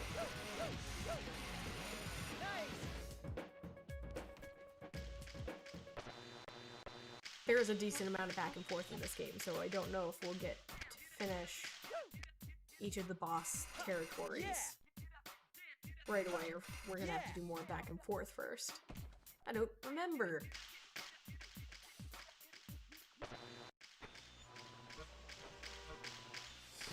In preparation for this live stream and doing this and trying to make sure that we got to as many story points as possible in the time that we had, I did some research on like what it was like for people who do speedrunning, and like speedrunning is like crazy. I will tell you about it in a minute because we're about to get another cutscene. Just the other day, the love shockers of Hikage Street were mixing it up with the noise tank's new toadies, the Immortals. Let's go do something about all that ugly Immortal graffiti.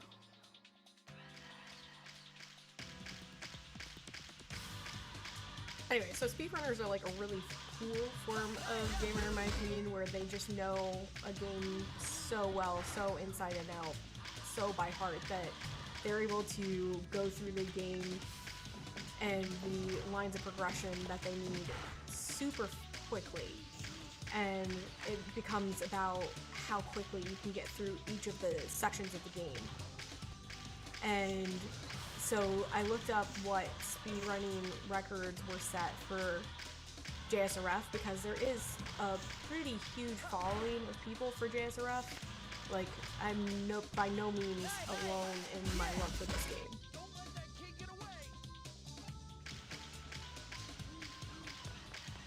And I didn't do extensive research, so I don't know for sure if somebody has a better time or not, but it seemed like it was pretty standard that speedrunners got through the whole progression of the game in around 2 hours. 2 hours-ish. There was some variation on the exact amount of time. Oh, I didn't break that guy's armor first.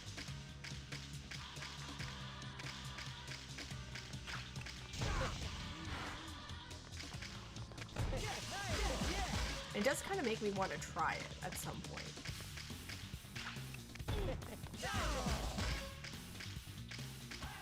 Just because I always approach games from like the completionist angle, where I'm like trying to do every single little thing, and you don't do that in the speedrunning format, so it's just something that's different, and I've never tried it, and JSRF is probably the only game that I know well enough that I could even think about attempting something like that.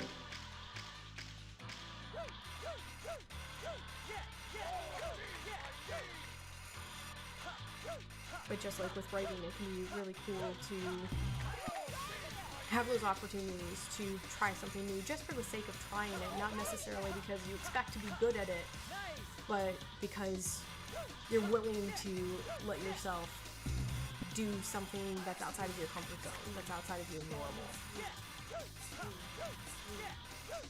And that's super important for growth, for writing, for life. You gotta be willing to go out there and do something that you've never tried before. Even just for curiosity's sake. Oops.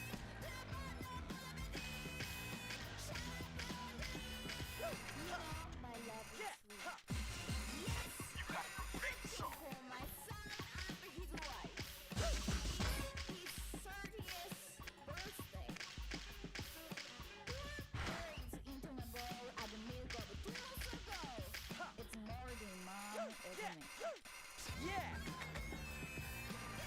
Nice! Nice! Oh, I almost got to stay up there. At least they have a shortcut.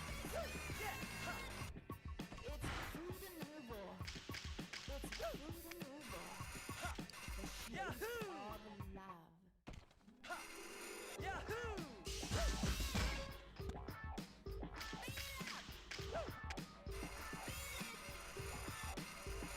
Nice! Yahoo! Nice!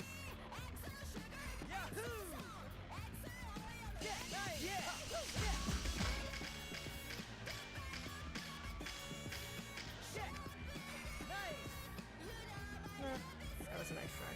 I'm just gonna put it out.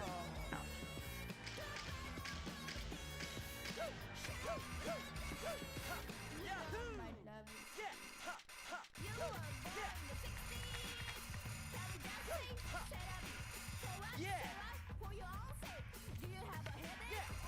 Yahoo! No, change directions.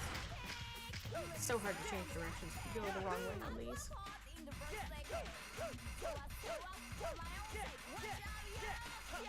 She says as she manages to quickly change directions. Yahoo! Nice!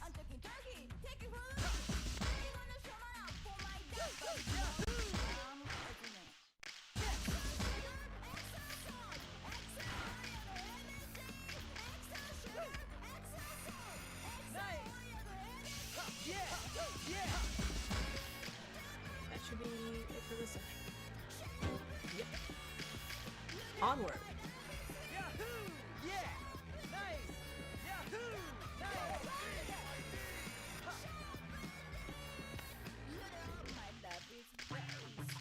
Which way is out?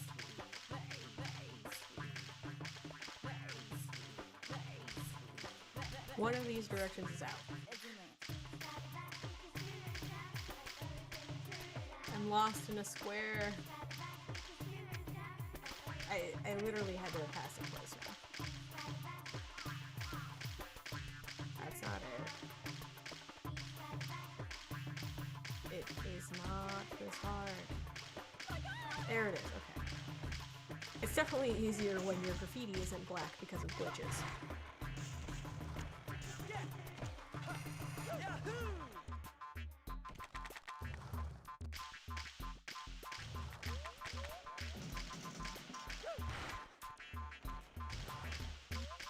I almost went right past one. And we must do all of the graffitis.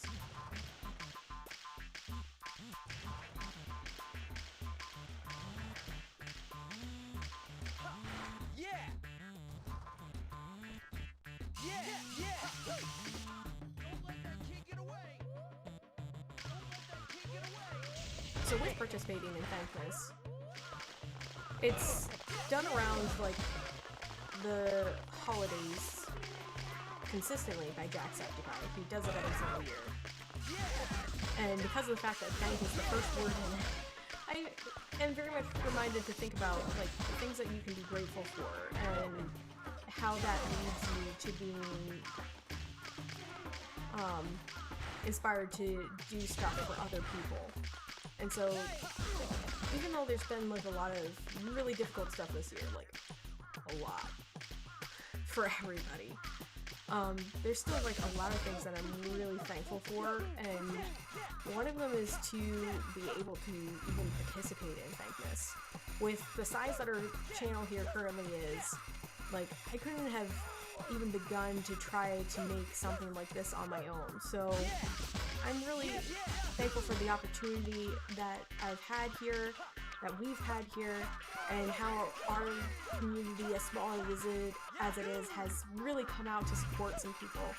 Like, I'm just floored by you guys. I'm so grateful for you.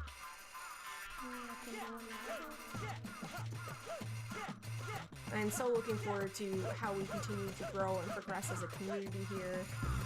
It's really exciting in so many ways.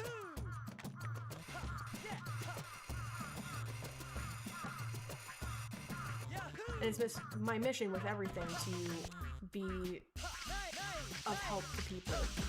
And with the fact that writing is something that I'm so passionate about, the fact that I'm able to help some people who are interested in learning more about writing and changing how they're doing things with their writing, it's just a really awesome opportunity, and I'm so glad. I'm so I feel lucky. I really do.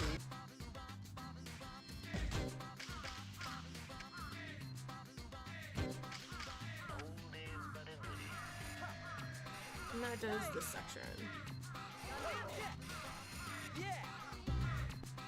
And I found the way out in 2 seconds. I had to do it right in some place.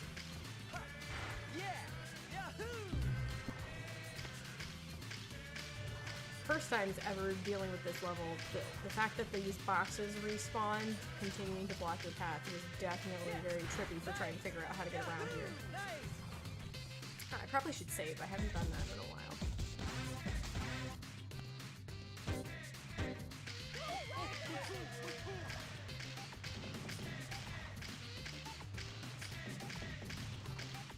It took me a really long time to figure out how to get that G-Soul back there too, because you gotta get some serious height.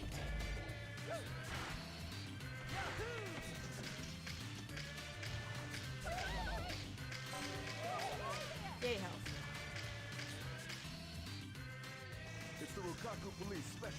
Alright, in the realm of continued over-escalation, here is this game's version of a spider. A giant robot with drill feet that is trying to kill you. Because once again, this is not too much escalation for dealing with teenagers.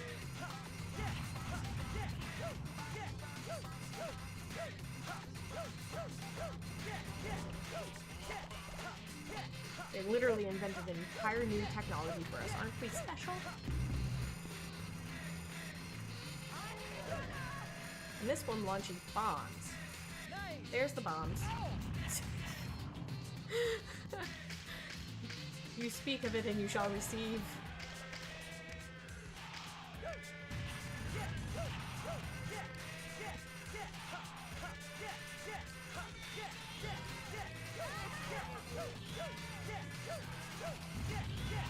And then you have to go the whole way back. Which is not the worst usually, because you need more cannons, because there's a lot of different areas that you have to spray this guy with.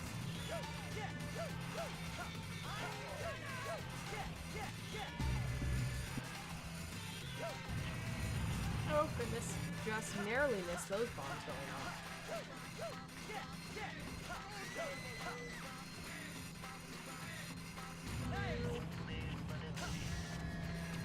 Oh, I thought I totally missed him. I hadn't. I gave up too quickly. Don't give up too quickly.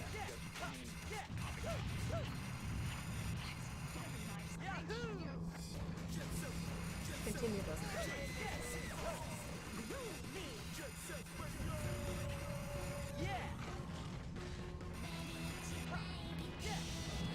Oh, I didn't make it that time.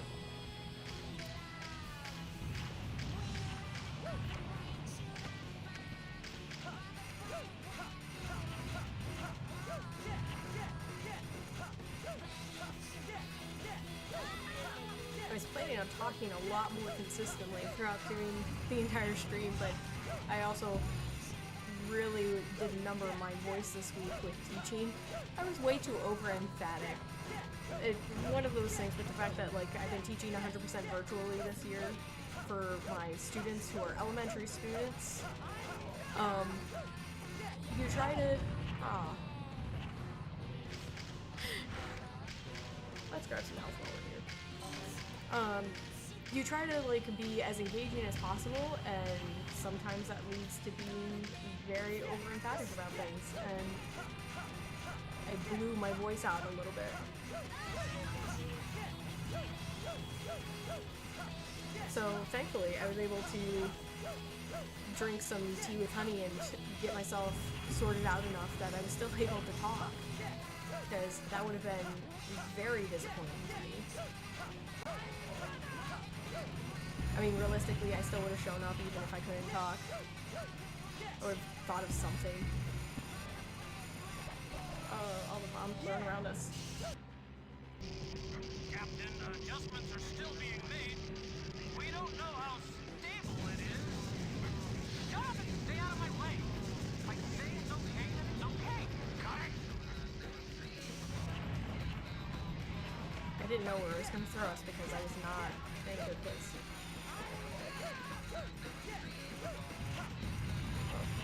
Just barely missed those bombs too.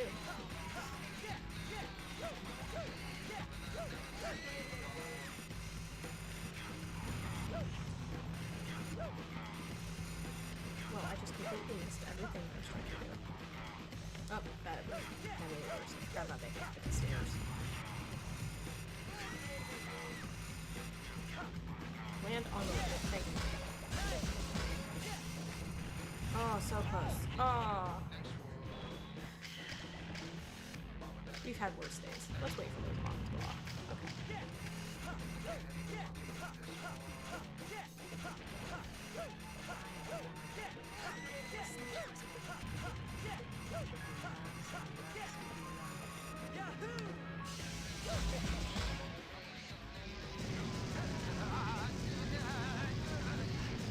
Just the beginning.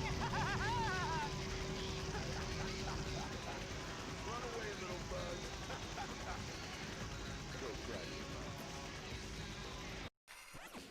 DJ Professor K is such a savage. Laughs at you when you fall and you're on his team. Makes fun of the bad guys.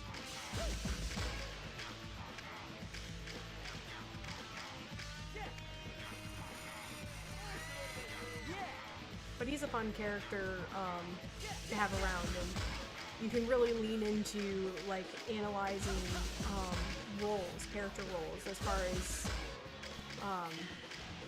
when it comes to main characters who are serving a particular function, such as he is.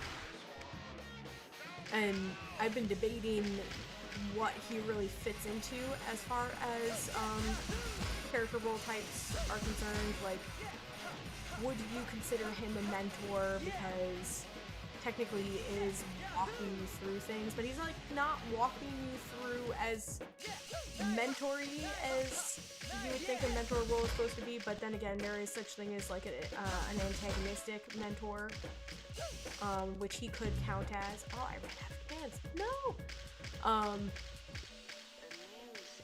Whereas an antagonistic type mentor, it's not that they are like an antagonist, as in they're not like the enemy that you are facing off with, but they use their, I guess abrasiveness might be the right word, to help you to pursue your goals. They're not like the type of mentor that you really want to have. They're not the fun type, but they definitely serve a very necessary function at the same time, just like any other mentor type.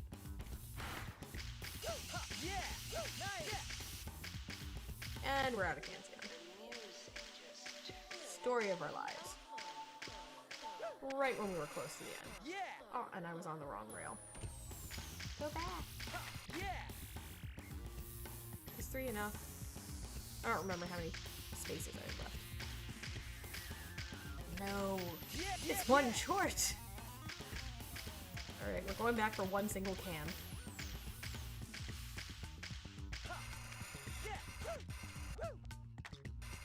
There we go, we got 1. Yay.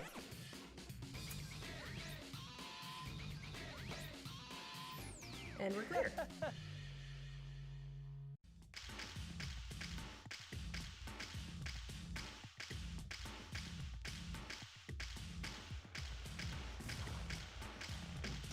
Yeah!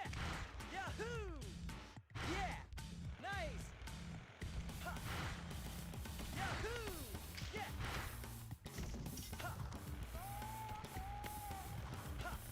Oh, the stairs. No, not the stairs. Stairs are slow. Alright, so now we can go to Mikage Street, which if memory serves is off of the sewers, which means first we need to go back to the garage, Nice! because it is kind of the hub of all the different levels. Yeah! Yeah! Nice! Nice!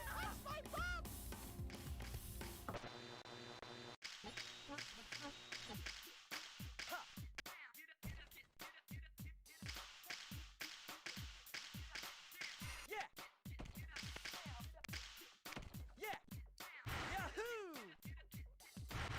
Well, that was not my best skating. Yeah! Yeah! There we go. And here I was just thinking about how every time we come back here, Roboy is constantly like, I will enlighten you. And the reason why he does that is because of the fact that he has like tutorials for different skills for you to do. And it's like, I don't need your help skating. And then I mess up a very basic thing that I need to do with a wall ride.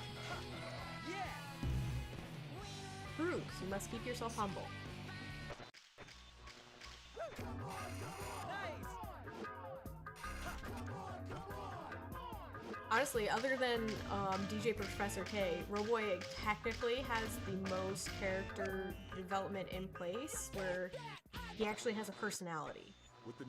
And it's annoying because he's very pretentious. He's very full of himself. He believes that he's the foremost of all knowledge. Oh, I forgot. This is where we get, I don't want it. HQ to all squads. A gang has been spotted near Kibogaoga Hill. It's okay, we've done it All before. squads We to can do it again. investigate. Repeat, all squads. Aerial squadron to HQ. We have acquired the target and are commencing attack. Oh, I forgot to go along here. Don't let those pumps Oh, the kitties! I should show you all the kitties. Oh my goodness. Aerial squadron to Captain Hayashi. We copy that. Where are they? I don't remember. Oh, I can't show you the kitties because I'm getting attacked by helicopters. We have acquired the target and are commencing attack. I can take out those Lukaku police vermin. Nothing like getting attacked by helicopters to stop you from seeing some cats. Oh boy.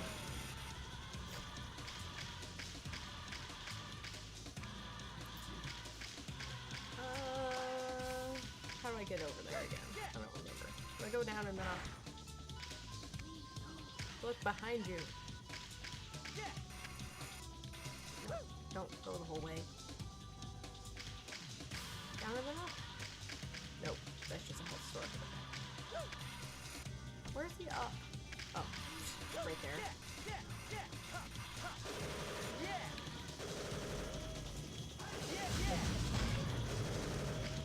We must not talk about how I just went through that guy's helicopter blades to spray graffiti on the helicopter. It's okay. It didn't hurt.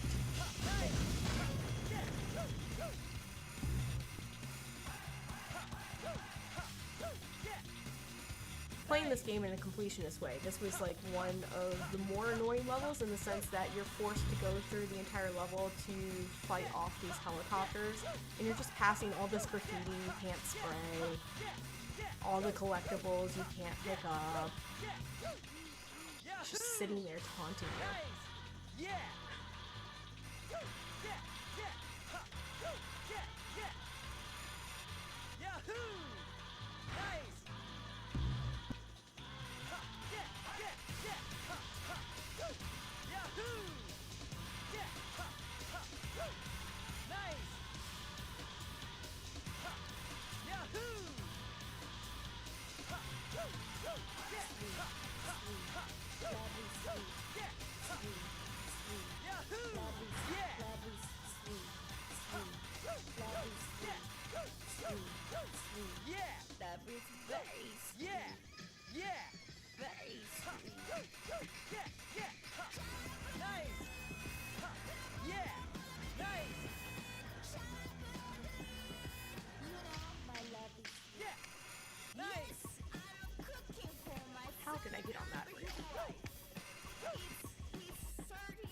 to anyway. I don't remember. I find that to be unnecessary complaining. I don't remember where I need to go. If this was the first playthrough, you wouldn't know.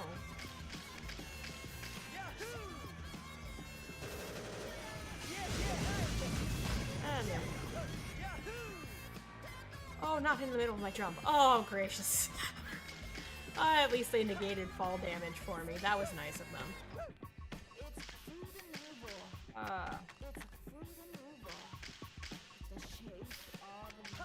There it is.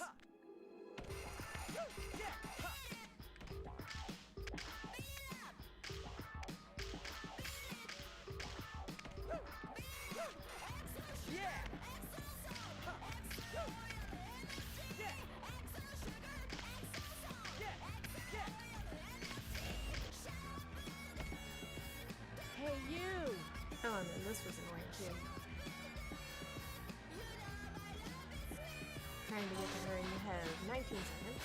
So if you mess up, you get stuck here.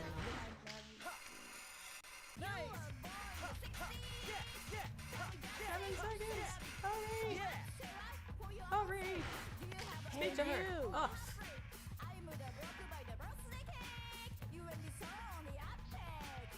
I can't tell you how many times I failed that just by not speaking to her correctly.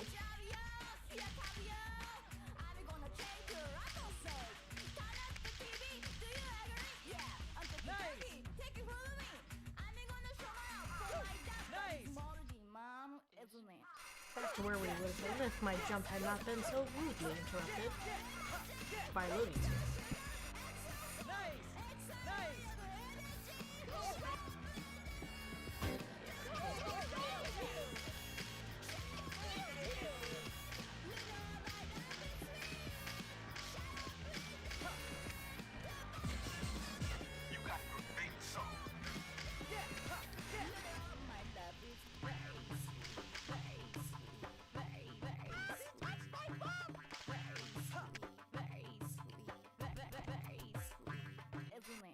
Alright, now we can be back on track for trying to get graffiti for this level and show you all the most adorable kitties. I didn't jump because I was thinking about cats. I'm trying to find them. They're in a little space somewhere in the middle over here. I remember exactly where. Not there though. Goodness.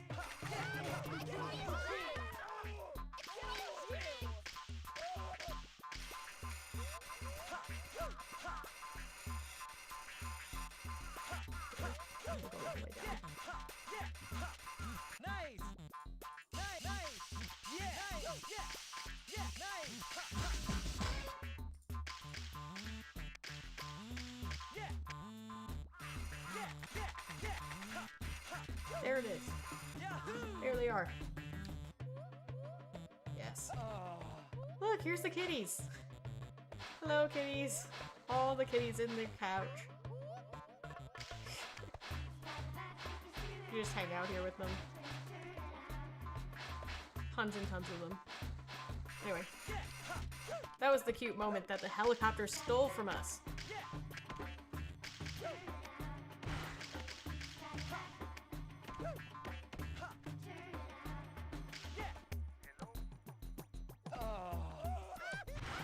Ooh, I almost just went right off the edge instead of to the pole. That was really close to deathly.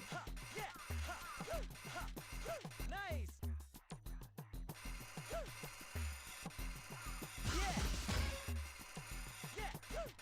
Yeah! Nice! Nice! Yeah! Oh, that was pretty.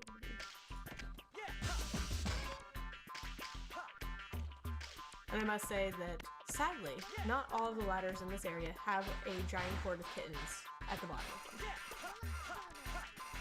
Unfortunately, you will not find that. Nice!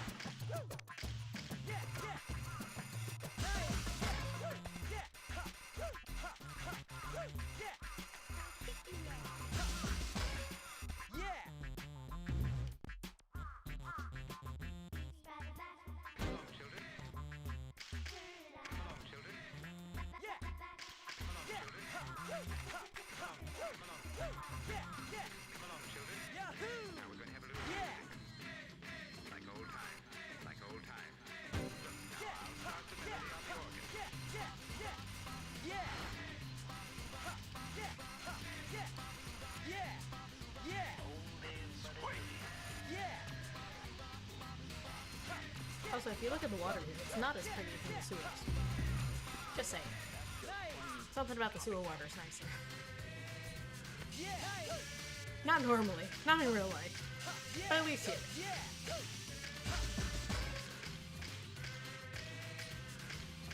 And look, there's a dog. But you cannot pet them. That is definitely something that has improved in video games. Now you can easily pet animals. Those small quality of life things.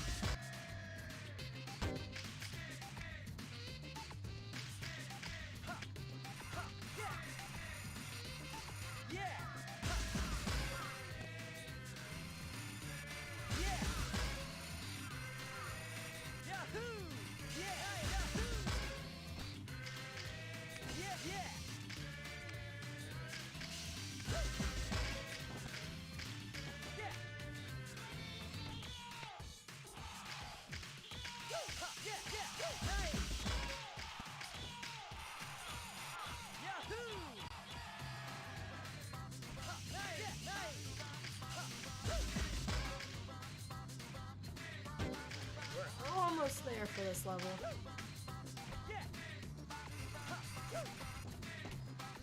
Memory serves, yeah, those are all well across the way over there.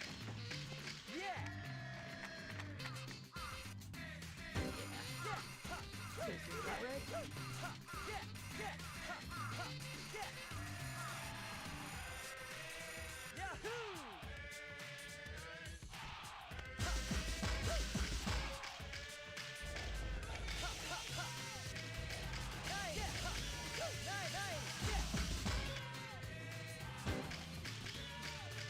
Right back.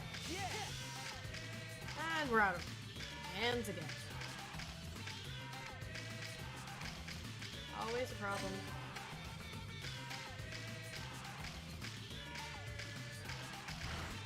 There are no convenient cans just around the corner, so I don't have to leave here. Oh, there is. Here. That's not gonna be enough, though. Oh, there's. We've already done enough backtracking in this level. What's a little bit more? Guess let's see. The water looks a little bit better. Just saying, these people seem to do a lot of it. Take care of the planet, people.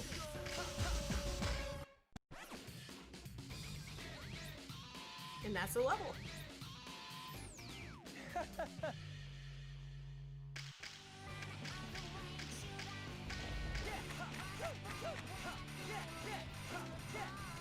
Alright, now we should just need to go back to the skyscraper district and do all of that graffiti. And then we can get on to the next actual plot point.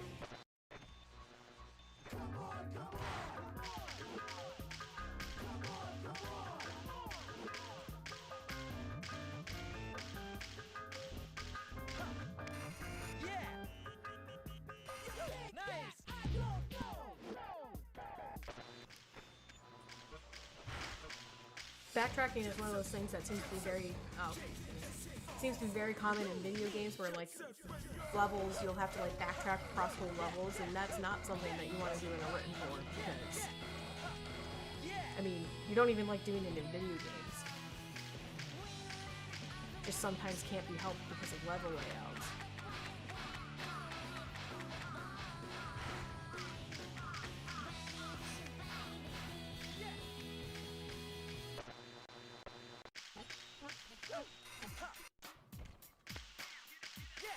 It's just things that add extraneous time that doesn't actually serve a true function for the story.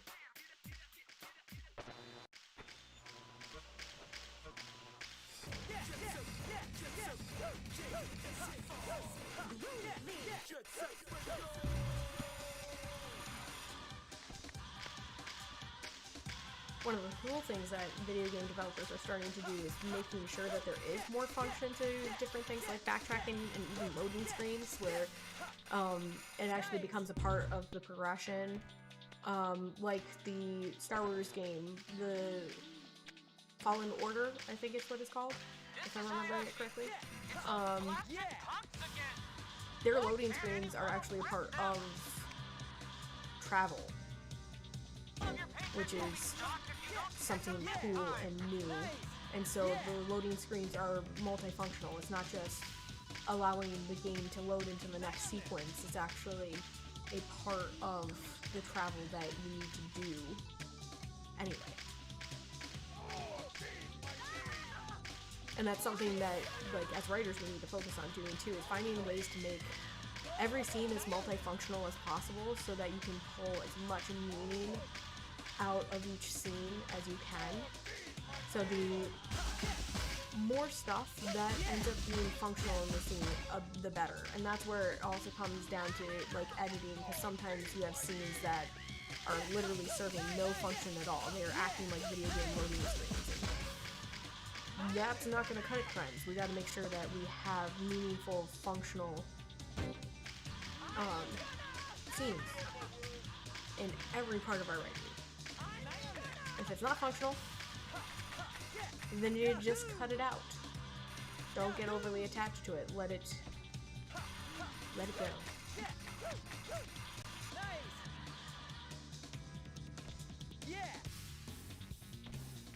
And this is getting back to where I said that this was the scariest level for me. You're like doing this kind of stuff all the time. You're jumping across giant satellite dishes. Oh, gracious. Across giant gaps.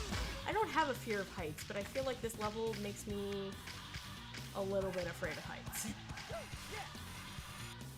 I get some vertical feelings. Like this. Okay, there we go. First time off the edge.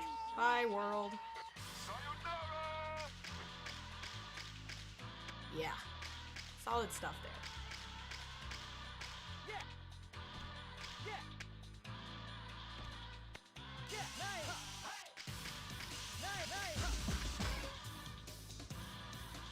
Alright, and that looks like it's it for this particular corner of the world. And just like every city in true functionality, there is always going to be a lot of cranes, because cities are never done being under construction. It's just a constant state of affairs.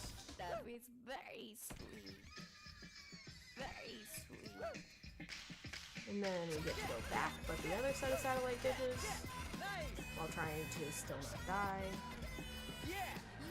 My love is sweet. Yeah! Yes, I'm cooking for my son Yeah! and his wife. It's his Nice. 30th. At least this isn't one of those games where you lose your progress if you die. So that's depressing. Nice! At the milk of 2 months ago. Especially because I haven't saved in a long time, so that would have been a lot. That would be a really quick scenario. Nobody wants that.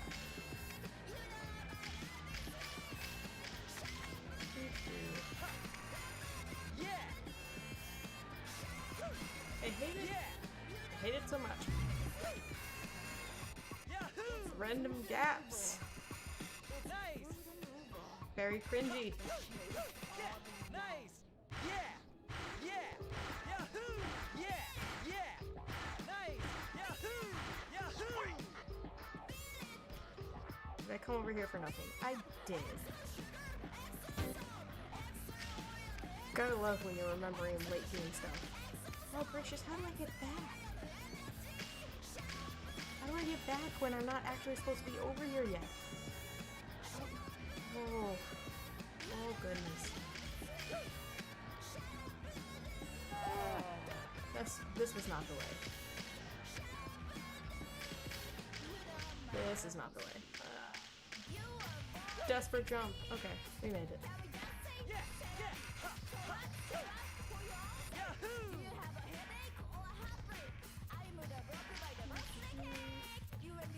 Where are we trying to go to now?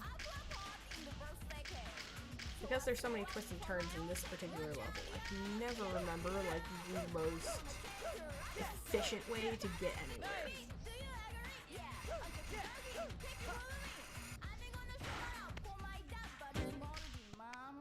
even know if I need to go over there right now. Sure, let's try. I don't think we need to be over here. Yeah, we don't need to be over here. But we're committed.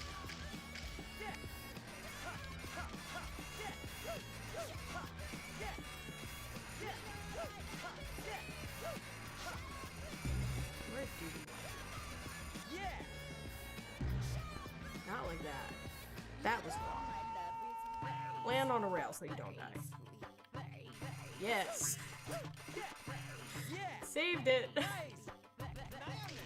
Don't question it. Speaking of that whole saving, let's grab the star point for a moment.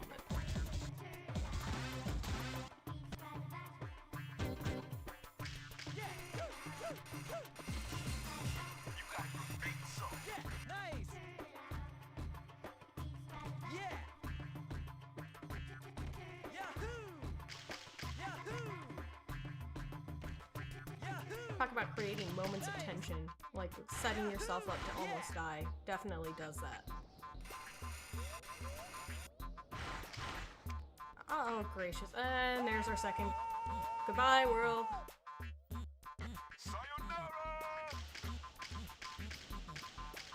Starting to run low on the old health there. Realistically, I'm just a little bit under half, but a little bit under half doesn't go very far in this area. If you make stupid mistakes like I've been doing. Need to go right. Okay.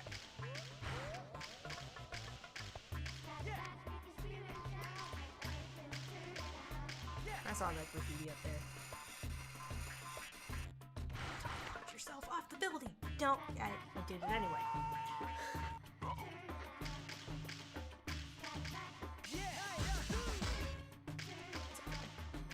We're okay. We can go over here and get some health. Yay! Full health. Do we need to go that way? Kinda do. Yeah. Need to go at least this way.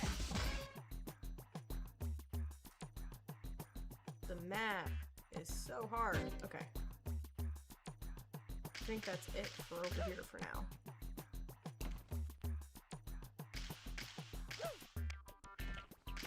And we still gotta go back this way to get that graffiti that I died for. And then go back the other way again.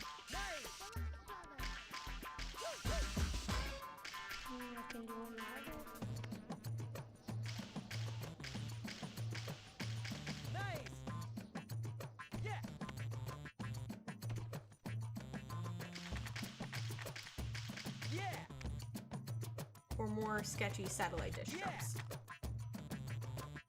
Don't question things, it's fine.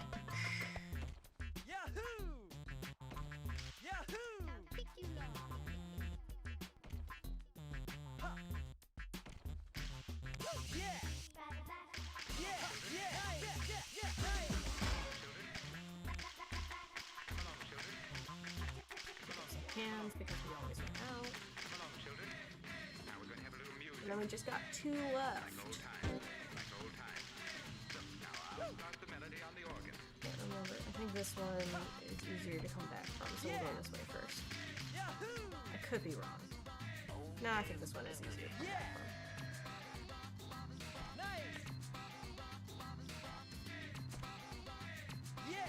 That's just plain.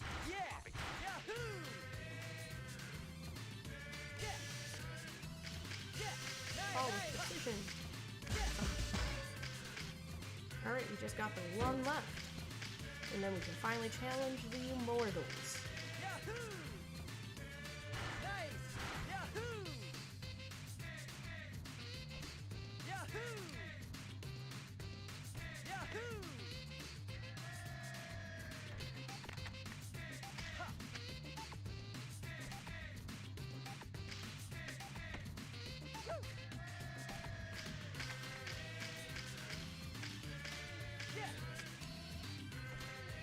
I guess both of them ended up being pretty easy to come back from.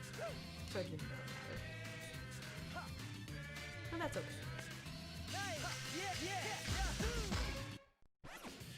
And there we go.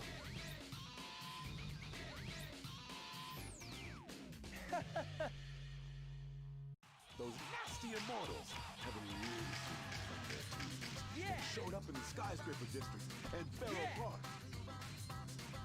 And we get to see the immortals finally work their magic tonight.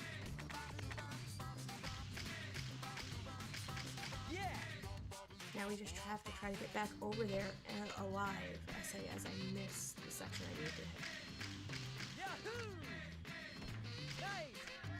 At least I didn't die, I just had to start over. I almost spoke too soon.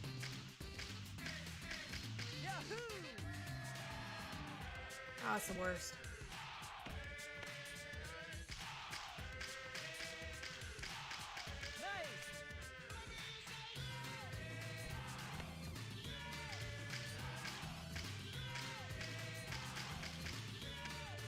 Oh, yeah, just don't trip at all. This is what we're all here for. Redoing the same jump over and over again.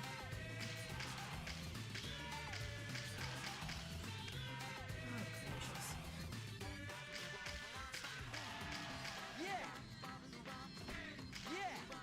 I promise I'll get it. It's just been a little while. Come on, don't let me down, dude. Yay! See, I told you. Don't make promises you can't keep. Truth for life, truth for video games, truth for being published. Don't promise things to your readers you can't deliver.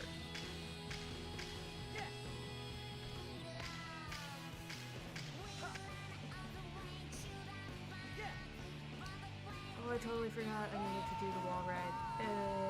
If I just aim close enough, I'll end up in the right place. Close. We got it.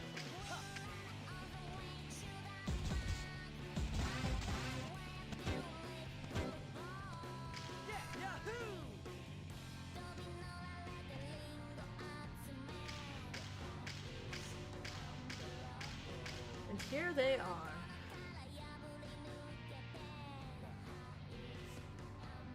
Watch out, or else they'll turn you into one of their own. Spray the backs of those involved punks.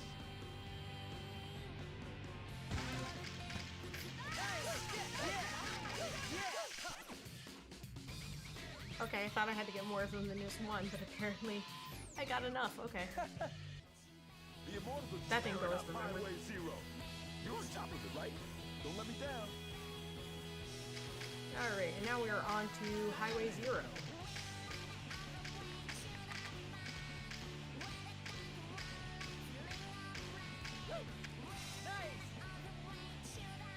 I got distracted trying to remember where Highway 0 was. I'm pretty sure that I just have to go... Yeah. I should just have to go a little bit further down the highway over here. Makes sense.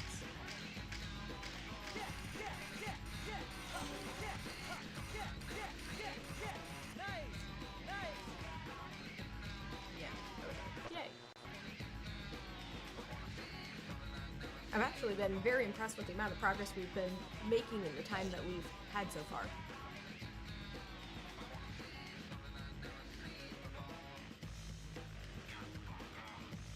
And here's Yo-Yo.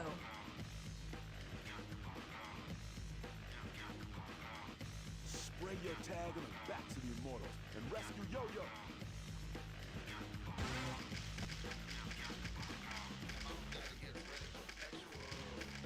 First we must catch up, then we must spray them. Still gotta work on the catching up thing.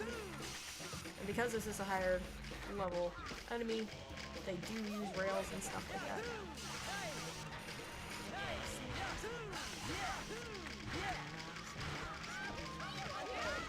And I'm in the middle, which is not a place where you want it.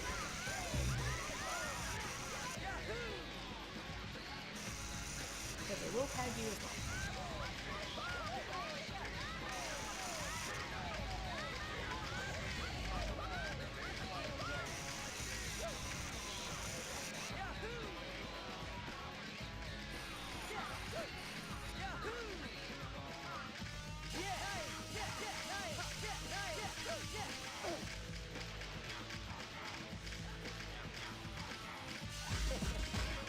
this one.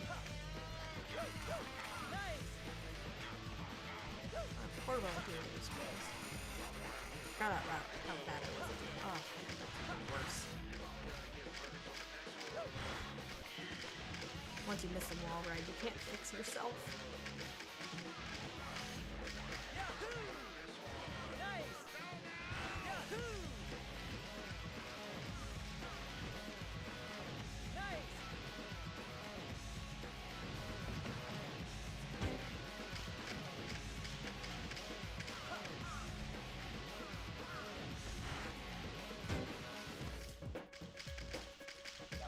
Oh, I was gonna say, he should have been right next to us. And he was. Yeah. Nice. It's also important to not doubt yourself. Yahoo! Yeah. Yeah. Yeah. Nice. Nice. Nice. Yeah. Yeah. Yeah. And there's two. Is the other guy just waiting for me? Yeah, he is. Yahoo! Yahoo! Nice! Yeah! Nice! Yeah! Yahoo! Yeah! Yahoo! Yeah! Nice! Fantastic. What? Where is he?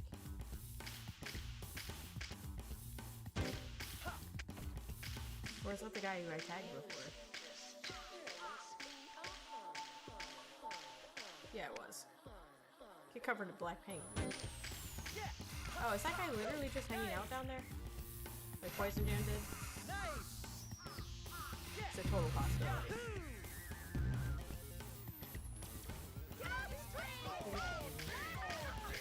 There's the guy who beat.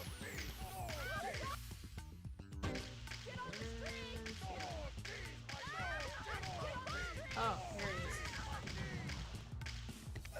He got stuck in a corner. Ah, game mechanics. They don't always work, but they're always fun.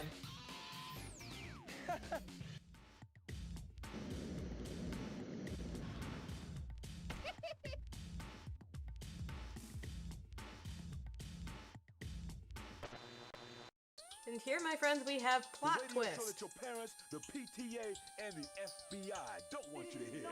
Jet Set Radio. Yeah, watch out for that PTA. They don't want you in on this stuff. The GGs fell for the Immortals trap, hook, line, and sinker, baby. The Immortals sure played it smooth. I mean, who would have thought that Yo-Yo would turn on his friends? Guess maybe they are royalty after all. The GGs have been hauled off to the future site of the Rukaku Expo Stadium, located just off 99th Street. The members of the Noise Tanks have just jacked into the power supply of the stadium, which is being built for the Rukaku Expo. I got a bad feeling that something wicked's about to go down. Sup?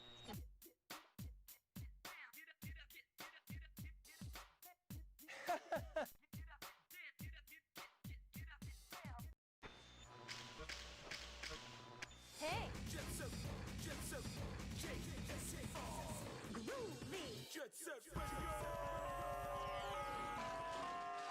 Ladies and gentlemen, represent, represent, represent, represent, represent, represent, represent, represent, represent,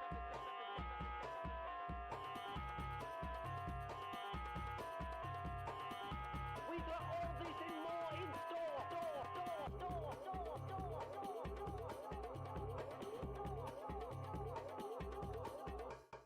Cook it up hot beef.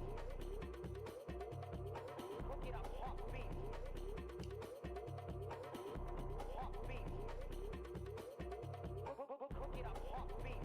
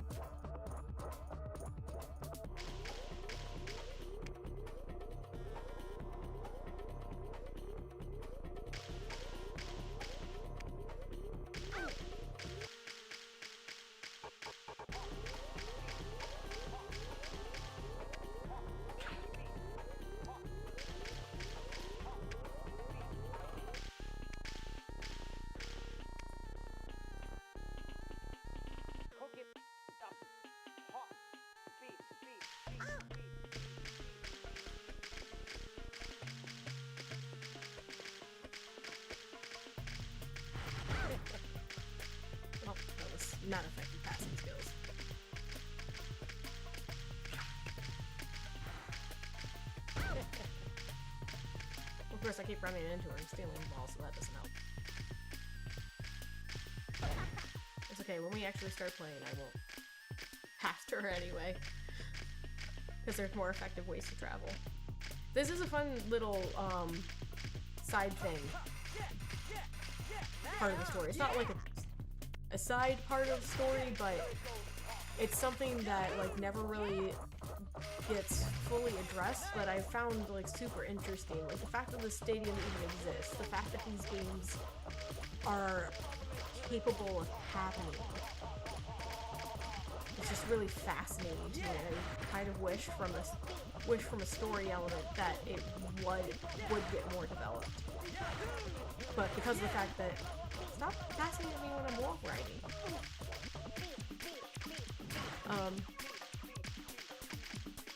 Wow, she's worse at passing than me.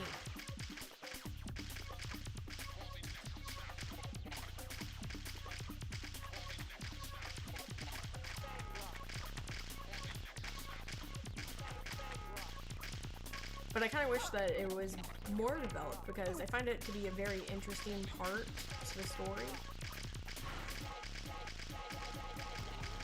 I can't remember when we get to be done practicing.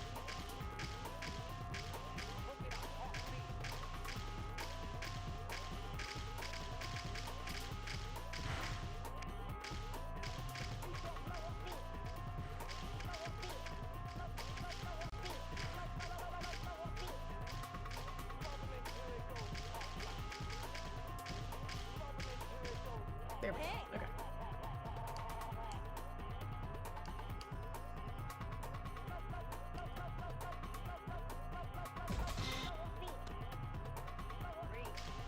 Oh no, I selected practice the passing again. I didn't want to. No.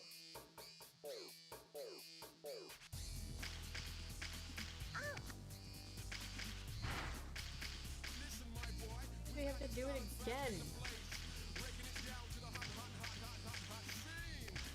I try to click through these things too fast because I'm too used to them.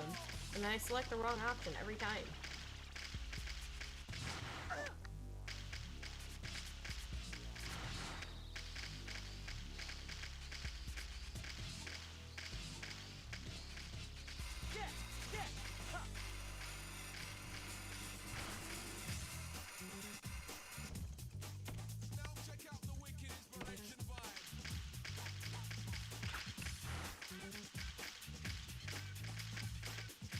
Hopefully I can just be more effective at running the passing drill. Yeah! Alright! Alright! Right on!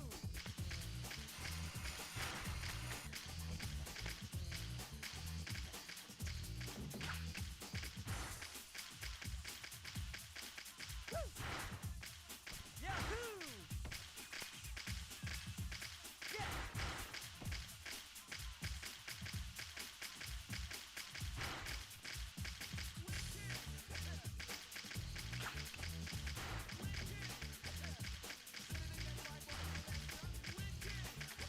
Maybe we just need to complete 2 laps, that would be handy.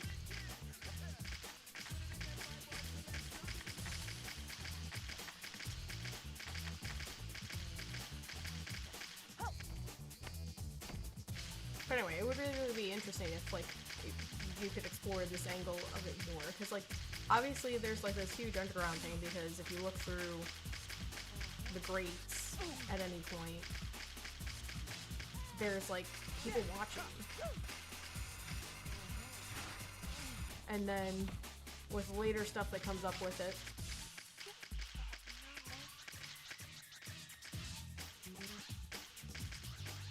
it just seems really interesting to me.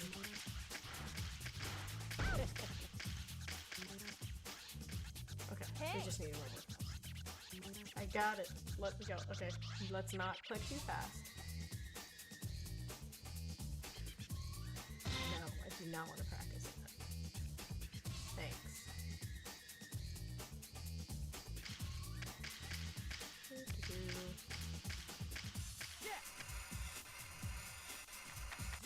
Our start point.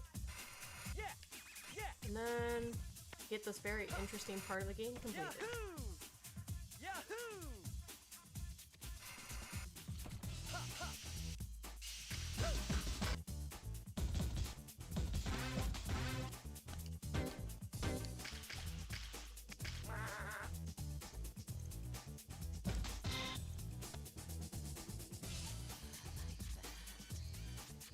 Hold your seats, kitty.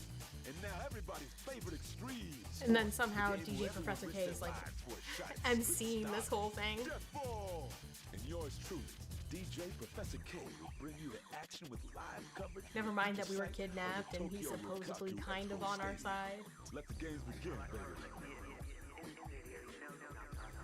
There's a bit of foreshadowing that just happened in that scene. The Doom Riders versus the GGs. Foreshadowing's only good when it is hugely subtle.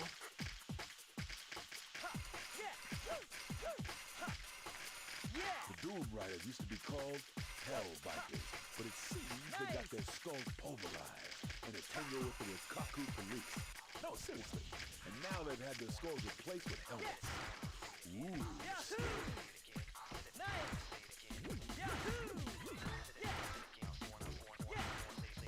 And in this part of the game, you actually do get to see how close your opponents are to you. Wrong direction, that was deadly.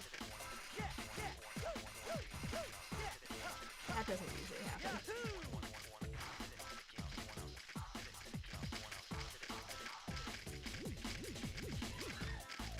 I can't tell you the number of times that I mistakenly tried to use the boost in this game. It's called Boost Dash, because it uses the same button as passing the ball, and you have to start over if you pass the ball and no one's there to catch it. So it just adds unnecessary time.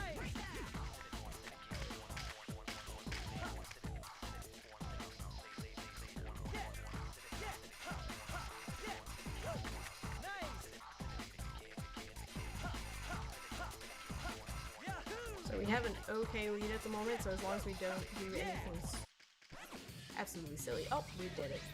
There we go.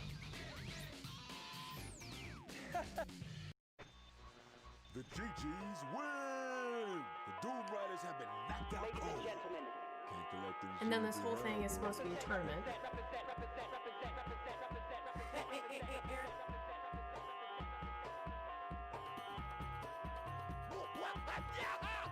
And if you lose, you get brain control, so that's fascinating.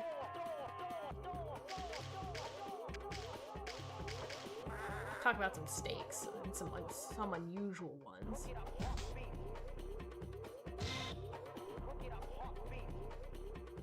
Time for round deuce. The bringers of the 7 plagues, the Immortals, versus the GGs, back for more. 3, 2, 1, go!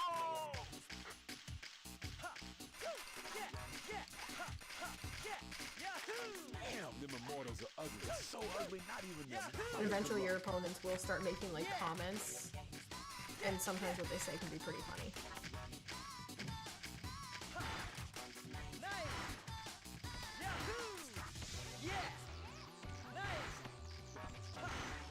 This is actually one of the games that you can do in the multiplayer version of this game as well. If you're playing in multiplayer, you can have like up to 4 people in base game.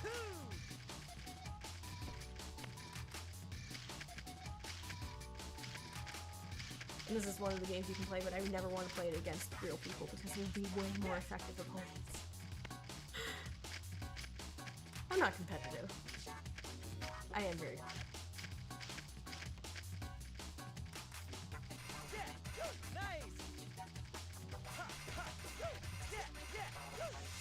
with how close all the stats are for the playable characters. Like, you have to be good to actually beat real players.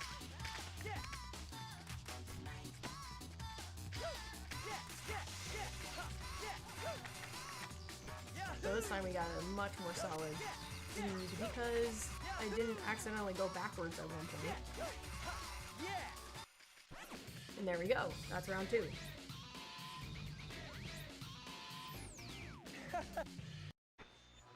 Yeah, the GGs win! Those dried up punks ain't got no guts. I guess after 5,000 years, they ain't got no brains left either, know what I'm saying? Ladies and gentlemen.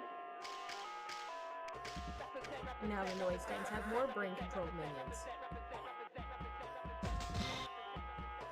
But we are not one of them. We got all this and more in store. Now for round trade. The missionaries of love and death.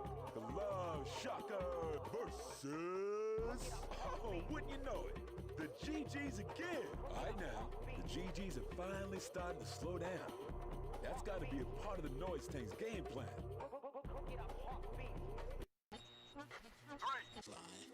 So for stamina is not a feature in this game, so we don't actually have to worry about being tired as much as the game says we should. Preaching a message of love and death. It's that lovable team of psychos. The Love Shocker.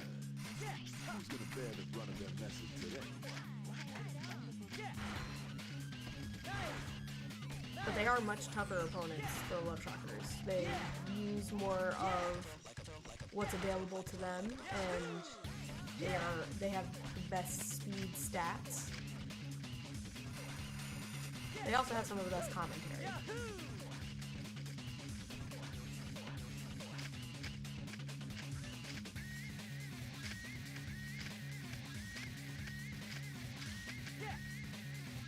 Which is pretty nice because, as I've mentioned before, there's not a lot of character development in the game, but you can still get a good sense of like the character types of like the rival gangs that you end up facing off with. So they do a lot with what little they do. Girls don't like clingy guys, you know. I am being very quick clingy. I haven't passed the ball once in this entire thing. But that's because my partner's really far behind. Just like my opponents. Oh no! The game's been interrupted. They've been surrounded by the Okada police. Man, all these fools. This party crowd is gonna mess everything up. It would be nice if homies were just here to watch it. No! They forced their way right into And because everything's supposed to be radio, those things on Beat's head are like headphones, but like you could murder people with those. They're pointy. You gotta be careful. Someone was kind enough to let Look, me know you're here. Spider-Bot's back. Now's my chance to take care of you once Still and for better all. than most spiders in I'm most unprepared, games. so don't think it'll go down like last time. Resistance is futile, you little guinea pigs. Just accept your fate. Don't try any funny business either. It's already getting late. The Rikaku police's terror drone showed up again. Get rid of them for good this time, man. I'm telling you. Don't just drop it.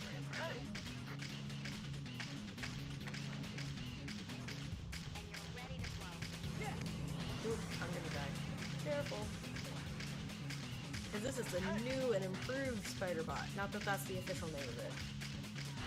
But it sends out like these special shockwaves.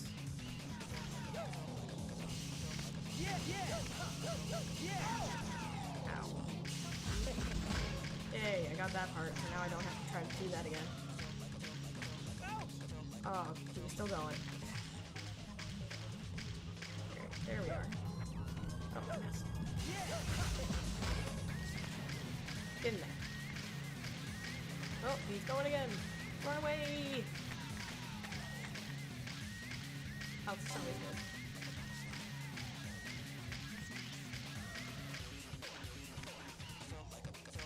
And because we sprayed that underside, we can just wait.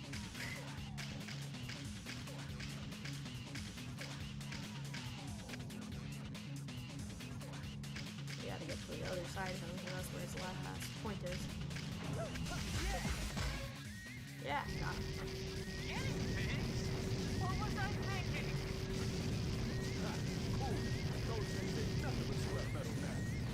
I would like to know what's in our paint, that we can just beat all the bad guys with it like this. There mustn't be some corrosive The stuff. station that'll teach you the things your parents and teachers are too afraid to. Jet Set Radio! Now, class, open your books to page 32. Yo-Yo's gutsy plans got messed up by those idiot Kaku police. Has that backstabber Yo-Yo been trying to take down the GGs from the get-go? The Noise Tanks look pissed. They must have fried some circuits, because now they're rioted in the streets. Is there anyone out there who can stop those rampaging machines? Sup?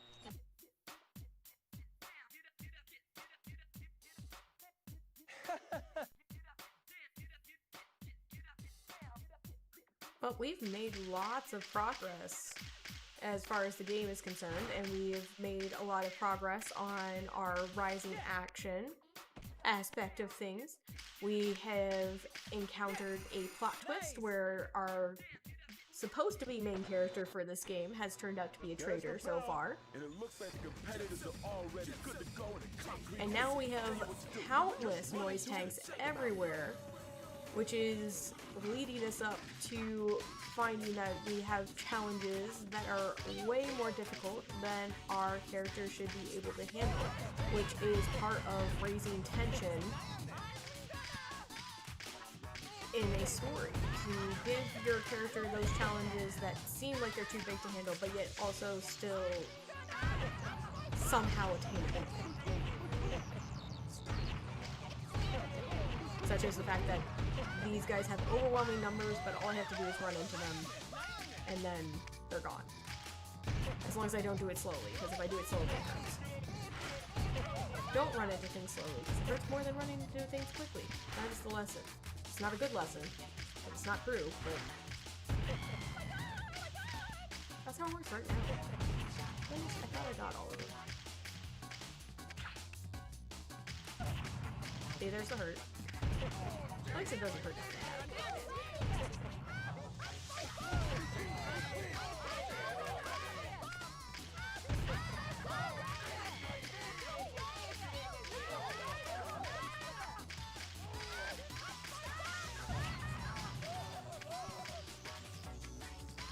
And it's made so much harder to see them because of all the people running around like crazy.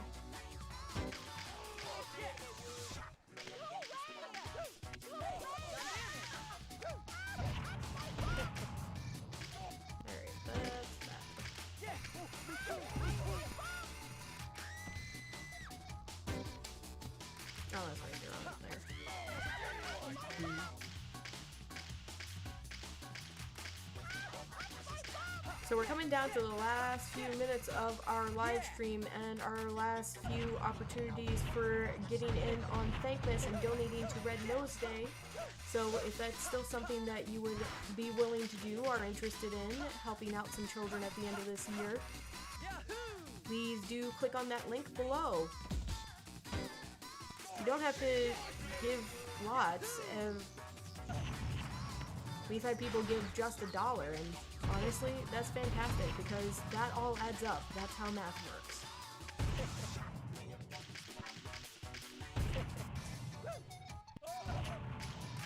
But for those of you who are choosing to donate, once again, just thank you so much. Like, I can't say enough what it means to me and to the people who are being able to help with these donated funds.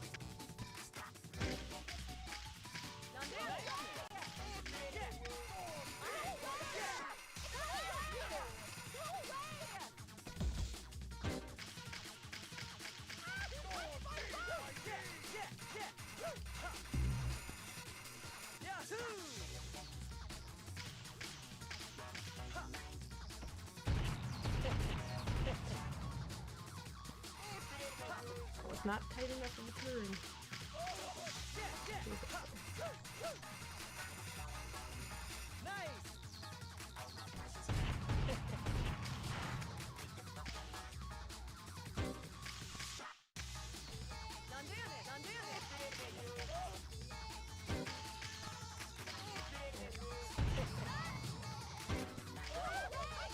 So hard to see them.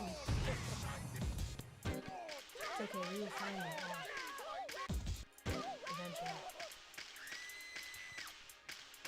Once on.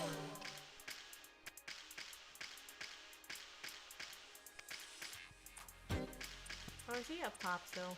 He's probably up top still. And this one up top.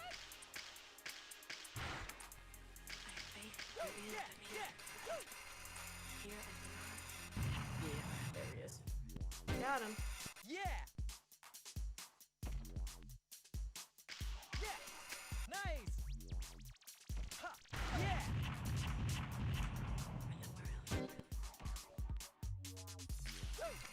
Alright, that clears this part of the level, although there's many more noise tanks to be cleared out elsewhere. But this wraps up our time together on this live stream. So thank you so much for tuning out. And although we are out of time for our live stream, we are not out of time for helping out with Red Nose Day through Thankmas. So Thankmas ends the 20th. That's tomorrow. That means you still have one whole more day to get in on helping out some people at the end of this year. Thank you so much for coming. Thank you so much for participating. Thank you for everything that you were doing for this channel and for other people through your kindness. Have a great day and a fantastic one. Until the next one. Bye, everybody.